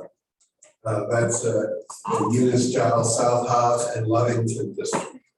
So Eunice, Giles, and currently that district is not too far off from this. Of course, they had to have changes with the population group, but basically Eunice, Giles, South Hobbs, and Lovington majority Hispanic district. House 62, the number hasn't come up yet. If we zoom in a little, it will, and that's North Hobbs, essentially, the other part of Hobbs that's not included in the majority Hispanic district. And then House 66 is part of North Hobbs, Roswell, and Portales. It's a big district, but again, it takes that many people to find. In this case, for the house, it's 30,000 people. Trying to avoid snakes, we try to keep blocks. Where a district might be large, but we try to keep the lines somewhat squarish or rectangular. Now, House District 54 and 55. It turns out that Eddy County, coincidentally, has the right population for 2 whole House seats. And so in 3 of our plans, we did honor the Eddy County lines. Now, there are lots of ways to change districts 54 and 55. Some you can, in some of them, keep Artesia together, and some of them split them. But it's impossible to keep both Carlsbad and Artesia unsplit. So we do it different ways. Sometimes in the rural areas, we do an east-west configuration. Other times in north-south, keeping Carlsbad together with the caverns. And so this is really a lot of combinations, but the county lines are on it. House District 58 is the majority Hispanic Roswell-based district that includes Dexter, Hagerman, and Lake Arthur, 66% adult living age Hispanic. District 59 is similar to what it is today, is a Roswell Lincoln County district, but north of Ruidoso. And try to keep Lincoln County whole there until it gets a sufficient population. And then District 51, it's worth noting that in District 51, you remember all the testimony we heard about the areas outside of Alamogordo, the High Rolls area, the Cloudcroft area. They were with Carlsbad in past districts, and they wanted to be unified into an Alamogordo district. So we see that in House District 51. That's concept A. Concept B, in this case, Eunice, Jowell, and South Hobbs are together without Lovington. Remember when we were in Roswell, we heard lots of people talk about some of those neighborhoods in Hobbs. Some people were saying Eunice and Jowell was part of that community. Others were saying, well, yeah, but, and so that's why concept A and B are different in that whether or not Lovington is included. In A it was, as it is today. In B it is not. House District 54 and 55. Again, look at the honoring the county line. In this case, Artesia is intact, and and Carlsbad is split and includes the southern part of the county. House District 56, 66, excuse me. It picks up Lovington in this particular plan and less Roswell. So this is interesting because if you pick up less Roswell in 66, that means House District 59 for the first time would be a Roswell-based district that stays within the county, and does not carry over its spill over to House District 56. So it's a different way of mixing the populations. 58 is taking the communities and the neighborhoods that are primarily Hispanic in Roswell, and then 59 is taking the others and wholly contained within the county.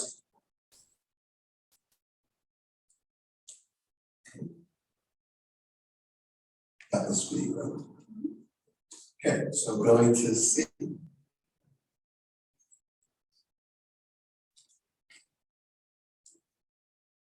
First in C is taking a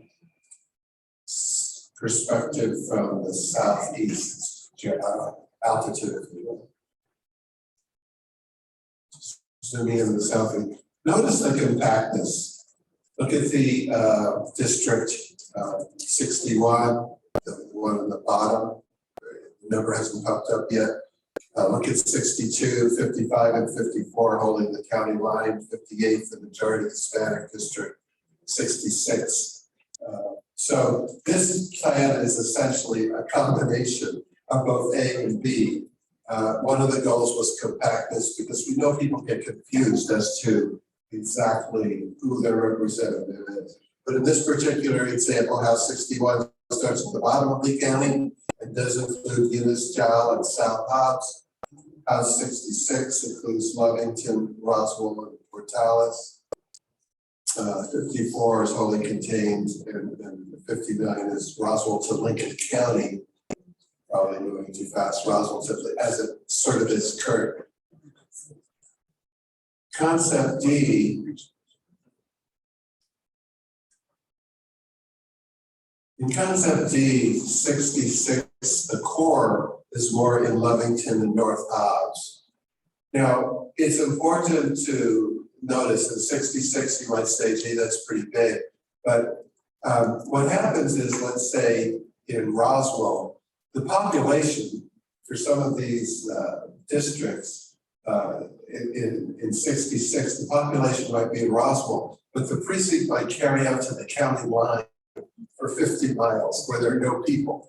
And so even if you look at that little arm that comes out, that's actually conforming to the county line. And so under this plan, the core is more in Lovington and North Hobbs. It stays in Lee and Chavez counties and becomes a majority Hispanic district along the way. And again, the big precincts radiate into the county line, but the people live much closer to the city. Look at House District 58, it becomes a more compact, a majority Hispanic district under this particular scenario. 61 includes Eunice, Giles, South Hobbs, and Ludington in this particular scenario. Then we also have the Center for Civic Policy Plan. The Center for Civic Policy also creates strong majority Hispanic districts in District 58 and in 61. Notice that in 58, it's Roswell and Dexter, Hagerman, and Lake Arthur in 58. In 61, their approach was similar to what we had in one of them, South Hobbs and Ludington. 62 is North Hobbs. 55, Eunice, Jowell, and going into Carlsbad. 66 in this plan, it actually does include some of Roswell. And then it skirts around Hobbs and Ludington. And it goes into Artesia and Carlsbad. And then House District 54,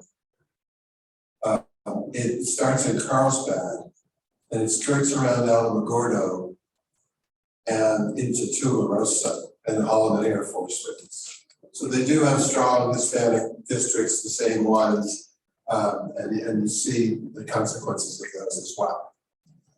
So that would be a quick summary, Mr. Chairman, of the House concepts. Thank you. Questions from the committee? Public comment? First up for the House comments are Ms. Lorena Sanchez, then Ms. Yolanda Rodriguez, and then Ms. Veronica Sorio.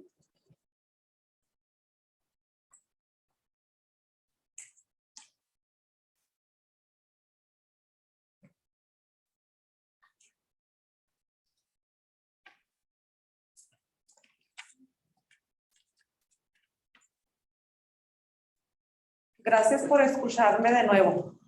Yo apoyo en el mapa E el que protege el voto latino, el distrito 38 que crecimos la mayoría y minoría de latinos. Gracias.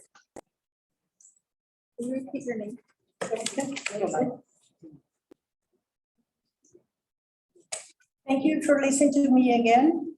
I support map E, the one who protects the Latin vote in the District 58, where we grew up, and the majority, we are the majority, and minority are the Hispanics. Sorry, but I missed her name. Yolanda Rodriguez. Rodriguez.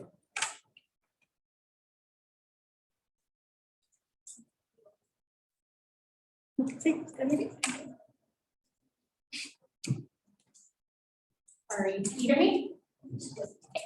My name is Lorena Sanchez. Thank you for listening to us one more time. I am in support of the growth within our District 58 in supporting that Latinx community. And the map that I am going to go and support with would be map E. Thank you.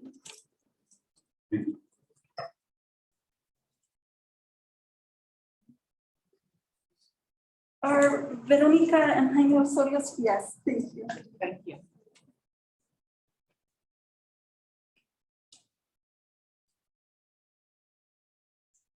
She already mentioned my name. Como dije, soy de Hobbs y apoyo el mapa conceptual E porque no segrega ni diluye la fuerza actual del voto en el distrito 62, porque protege la minoría de hispanos, porque protege el voto latino hispano y hace más fuerte una vez más el voto latino.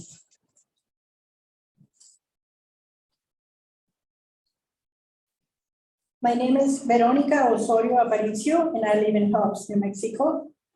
And I support the map concept E, because it does not segregate, nor dilutes the actual force of the vote in the District 62, because protects the majority and minority of Hispanics, because protects the Hispanic vote, and it makes the Hispanic vote stronger.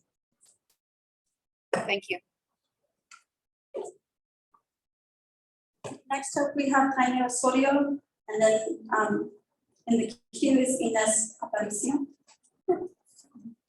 Aparicio.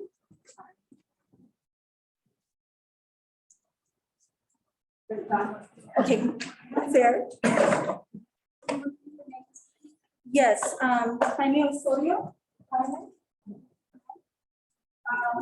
Ines. All right. Okay, sorry. That's okay. They're done. Next, we have Representative Margaret.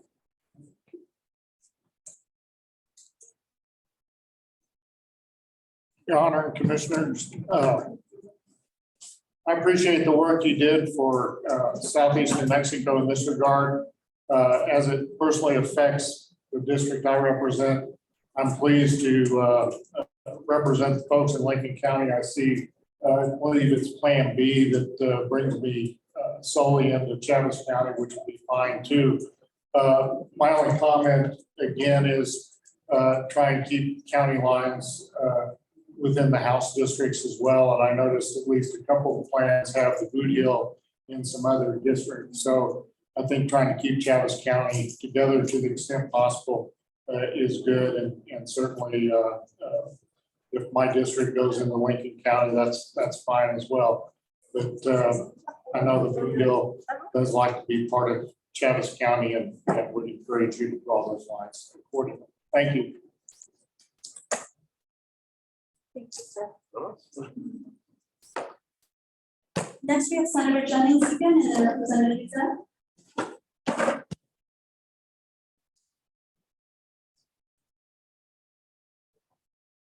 Chairman, I know it seems like a lot of people are fighting over precinct 104, which is the Boot Hill of Travis County, but that's been a long. Yeah, it's known as the Boot Hill, yeah, that was Governor Hinkle's house, and it was in there. He didn't want to go down the border to file his taxes and everything else. He wanted to stay in Travis County, and that's why it's still there.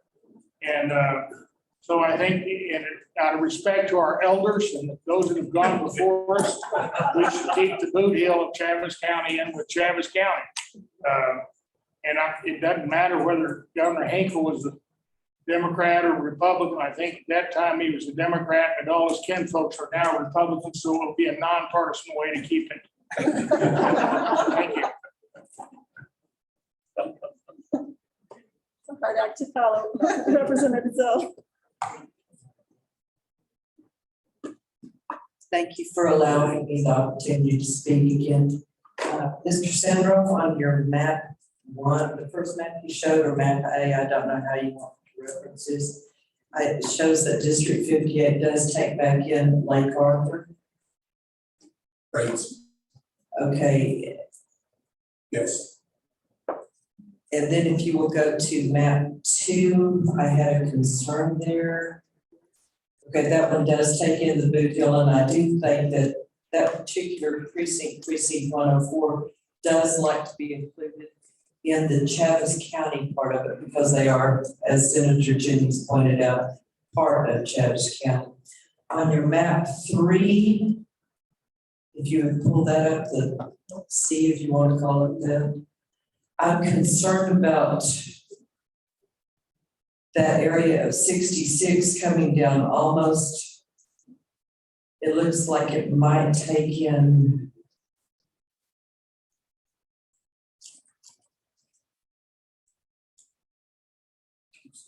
I can't see what that is saying right down there at the bottom. Jacob? I think it's mostly rural. Well, but it keeps zoning.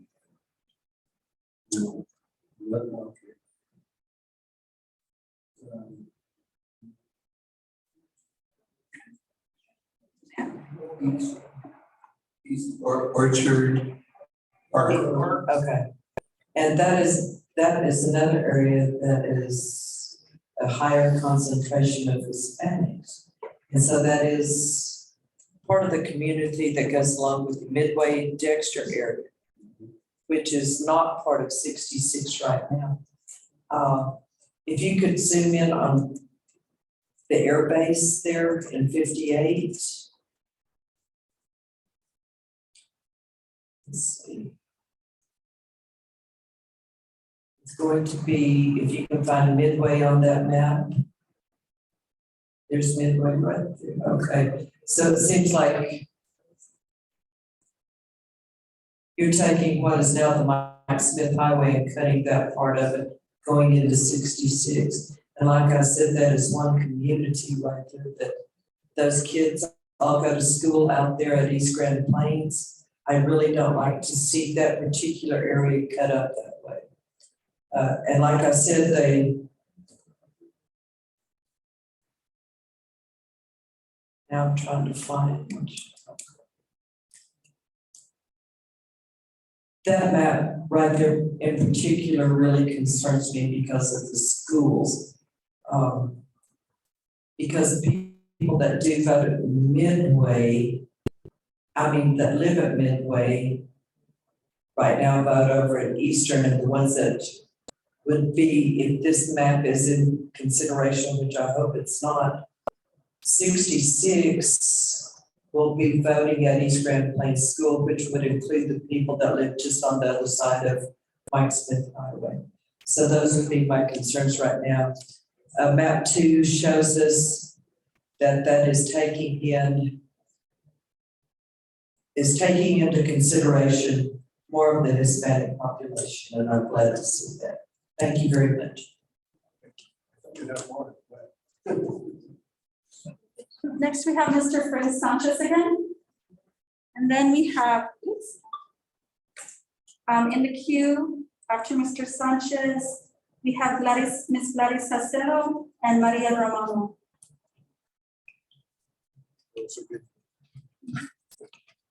Now being tall.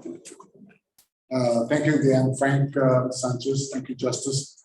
I support House Concept A. And the reasons are it includes more Hispanic neighborhoods and are included in the Roswell and Hobbs minority districts. Two districts are wholly contained in Ada County. And really why I prefer this one, because of I think it's a better one for the region, for the Hispanic community, primarily the reason. So it creates three strong majority minority districts, 58, 63, and 61. And they both either are at or near what we call the 65% threshold, which always gives minorities a better opportunity to elect candidates of their choice. It creates a fourth, I would call a marginal majority district, District 54, which is about 54.1%. And so in the case of A, 4 counties in southeastern New Mexico have at least one majority minority district. So that's Eddie, Lee, Chavez, and Curry. So I think that's a strong feature of that. It maintains the strength of the court-drawn districts, 58 and 63, which accounts for the growth in Hispanic population. It adheres to the Voting Rights Act and does not dilute minority voters, does not crack neighborhoods. In my opinion, this plan is the best reflection of the growing Hispanic population in southeastern New Mexico. I agree that Concept D, if there was 2 choices, one choice, my second choice would be Concept D. It just that it moves those same population moves ahead to 66.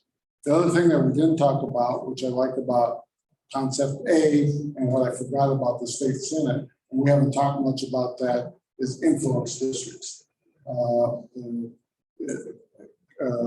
Concept A has at least 2 influence districts, and that's District 57 and 62. And usually the threshold for an influence district is about 45%. So that's another strong feature. Thank you.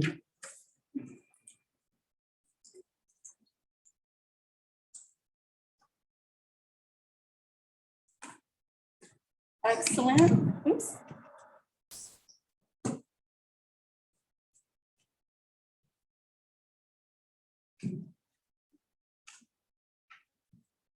Buenas tardes, mi nombre es María Romano y vivo en el distrito 62 en Jalisco. Nuestra población está creciendo y cambiando todos los días. Por eso yo apoyo el mapa E para tener una representación equitativa. Gracias. Good afternoon. My name is Maria Romano. I live in District 62 in Hobbs, Mexico. Our population is growing and changing every day. That's why I support map E to have a more equal representation. Thank you. Mi nombre es Gladys Saucedo y yo vengo de Hobbs, México, y mi distrito es el 62. Yo apoyo el mapa E porque protege el voto latino y lo hace más fuerte. Nuestra comunidad está cambiando y creció un 60% de hispanos. Por eso el mapa E es muy importante para el distrito 62. Gracias. Good afternoon. My name is Gladys Saucedo. I come from Hobbs, Mexico, and my district is 62. I support map E because it protects the Hispanic vote and makes it stronger. Our community is changing and it grew to 60% of Hispanics. That's why the map E is very important for the district number 62. Thank you. Next, we have Ms. Rosa Alonso and then Berta Andrade.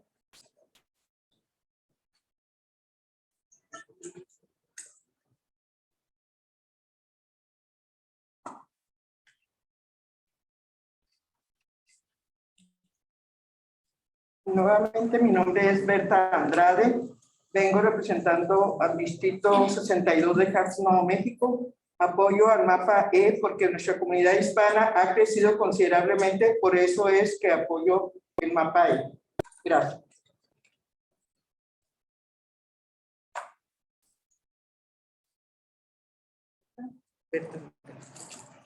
Good afternoon, my name is Berta Andrade. I come from Hobbs, New Mexico, represent District 62. Which is represented in District 62. I support map E because our community, Hispanic community, keeps growing and has grown considerably, and that's why I support map E. Thank you. Buenas tardes, mi nombre es Rosa Alonso y yo represento el distrito 62 y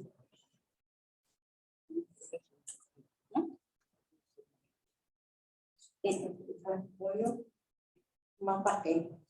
Gracias. Good afternoon, my name is Rosa Alonso and I live in District 62 and I'm here to support map E. Thank you. Next, we have Ms. Flora Mendoza, and then following her will be Enrique Hernandez.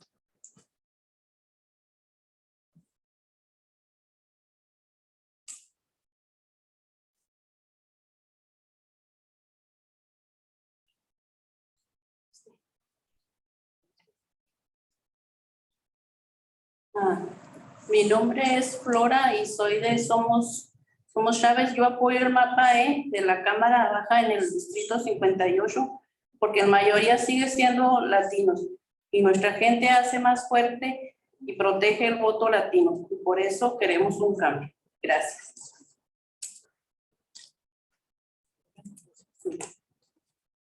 My name is Flora Mendoza. I support map E of the House in the District 58 because majority keeps being a Hispanic population and our people makes it stronger and protects the Hispanic vote. And that's why we want a change. Thank you.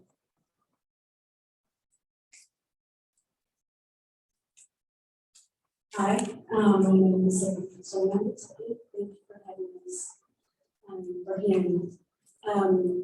I support the map A because we know that our population has grown because in census we went and knocked doors, so we know that it grows.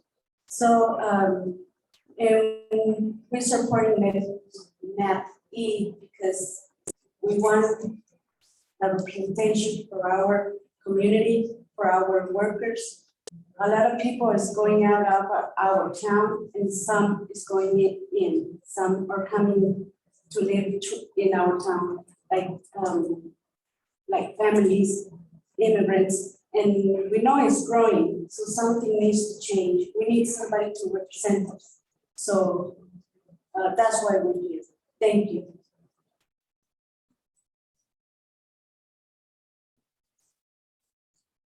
Next up, we have Ms. Virginia Garcia.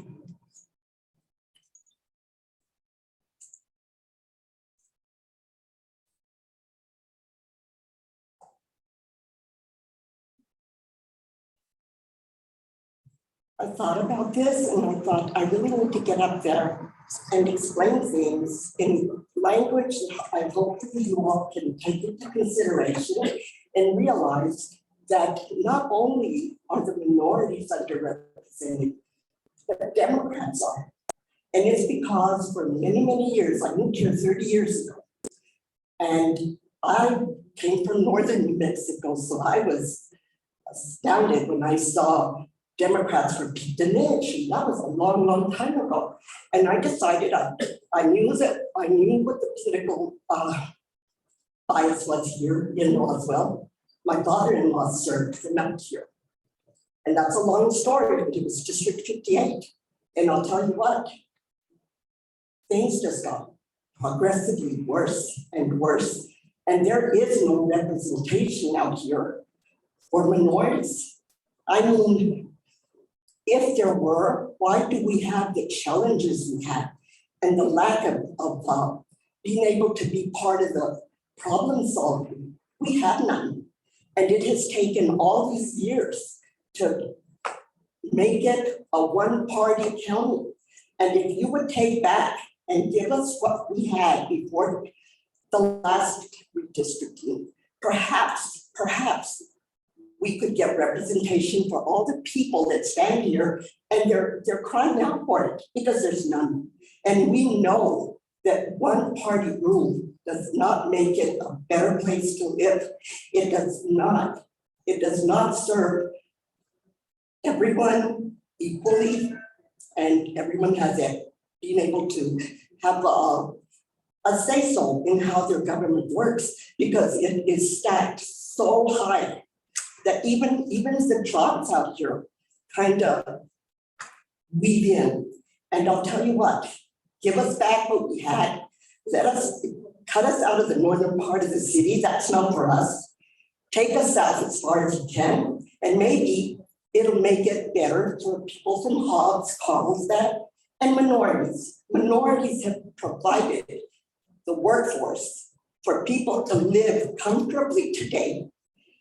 Years and years ago, why not listen to everyone that's spoken out here and do the right thing? For once, just say, you know what, this has got to stop. We have to balance that area out there because we have no representation, and that is a fact. Thank you.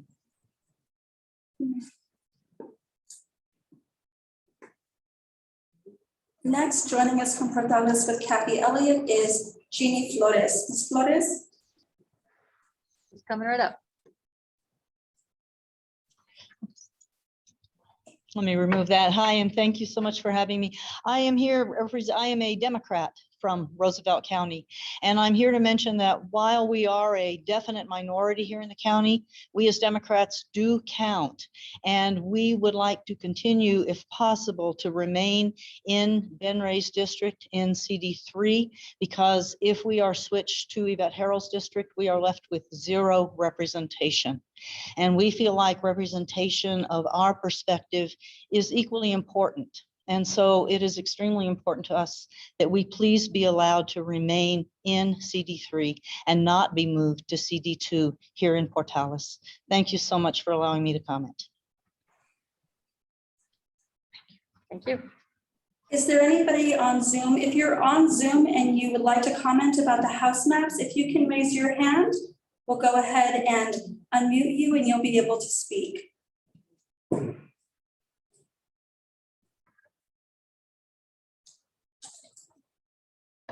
Don't see anybody on Zoom who's raised their hand. If you're thinking about it and figuring out how it works, you can go to the participants button at the bottom and you have the option to raise your hand. Is there anybody in the room who didn't sign up, but you're interested in making comments about the house maps? Kathy, do you have anybody else? No, ma'am, I don't. All right, and no hands are up on Zoom, sir. Okay, Mr. Brennan? Yes. Before we get to the EDC maps, I just want to thank everybody for coming out today, expressing your opinions, especially those who have never spoken publicly before. I mean, it's very, very difficult to get up and say what you need to say. I can tell you from my own experience, I probably didn't talk publicly till I was elected in the New Mexico State Senate many years ago. I was one of the kids when I was in elementary school that didn't want to talk to my teachers. When I was in high school, I refused to talk to my teachers. When I was in college and in law school, I would not stand up and do anything. And even in oral argument, when we had to do an oral argument, I froze and I couldn't get anything out. And at that point in time, I thought I was going to quit law school. But somehow I overcame those things. And I just can't tell you how proud I am of all of you, whatever your positions are in terms of these maps. But you really have done a great service to the state of New Mexico. And Chairman Chavez has insisted on transparency, and that's what this committee has done. There are Republicans and Democrats on this committee, but what we are committed to, as Mr. Kenzolsi said the other day at a meeting, I believe, in Las Cruces, if I'm not wrong, or maybe it was somewhere else. There have been so many meetings. We're going to do and work as hard as we can to be as fair as we can in taking everybody's position into consideration. And there are many, many things to take into consideration when we're working on these maps. So again, I just want to thank everyone for being out here today. I want to thank those who have testified in the past. And I know how hard it is for people to get up and speak in a public forum like this, especially when sometimes their views may not be the most popular views in the room. It means a lot to us as committee members. So again, Mr. Chairman, members of the committee, and to all of you, thank you very much for the time you spent and for all those who have testified in the past. So thank you very much. Thank you, Mr. Chairman. Statements affirmed. What you all are waiting for. Public Education Commission maps.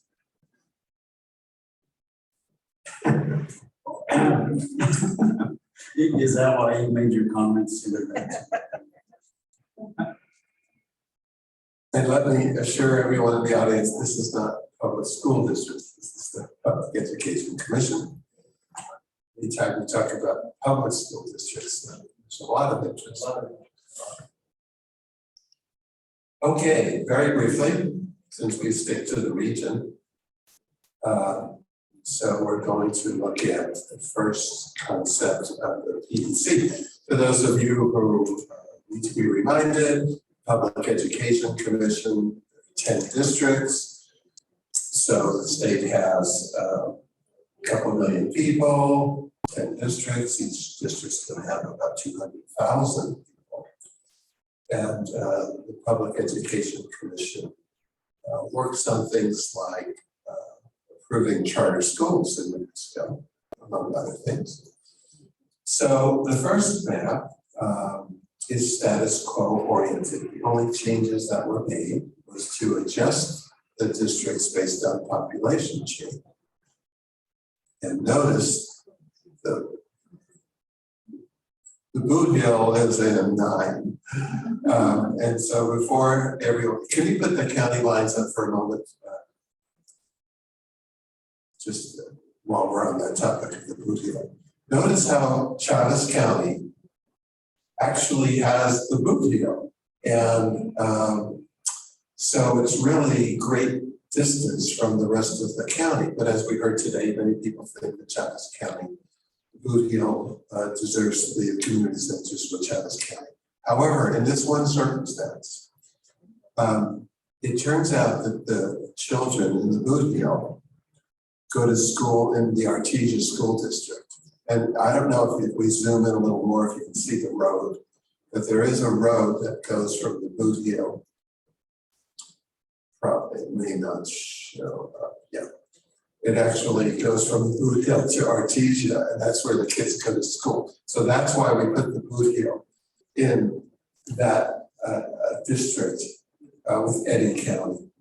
And so what this did, we did the same thing with Chaparral down in District 7. Both sides of Chaparral in District 7 actually go to the Gadsden School District of Deliana County. And that's why we put part of Otero County in there, because that's where they have to go to school. There are other examples on the map of that. But under this map, this was one map that the legislature did pass 10 years ago. And so it's the last expression of legislative and executive intent. Eastern New Mexico, from top to bottom, is included in one district. And then we have a district, if you can see.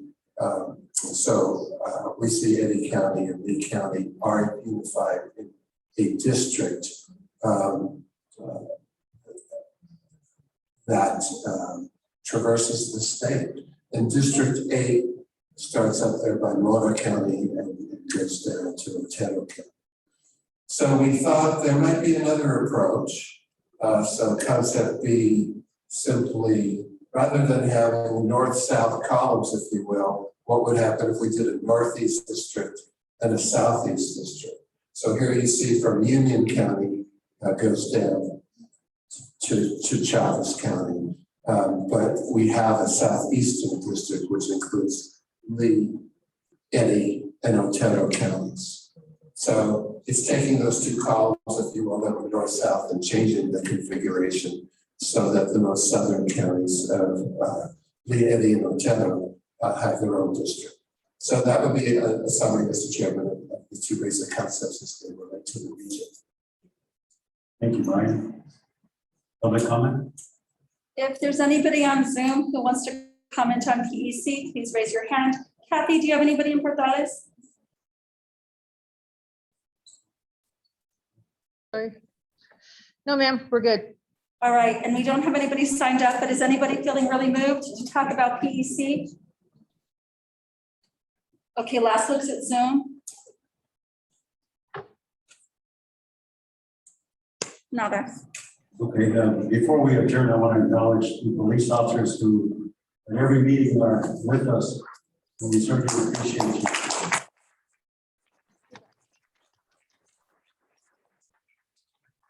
Can we acknowledge our interpreter? She's been working hard. Oh, yes. Fabiola is our interpreter and she's a Spanish language interpreter.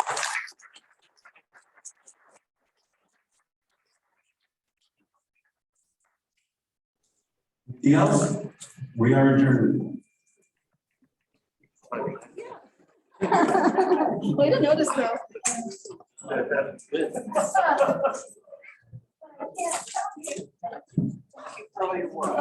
know it's hard.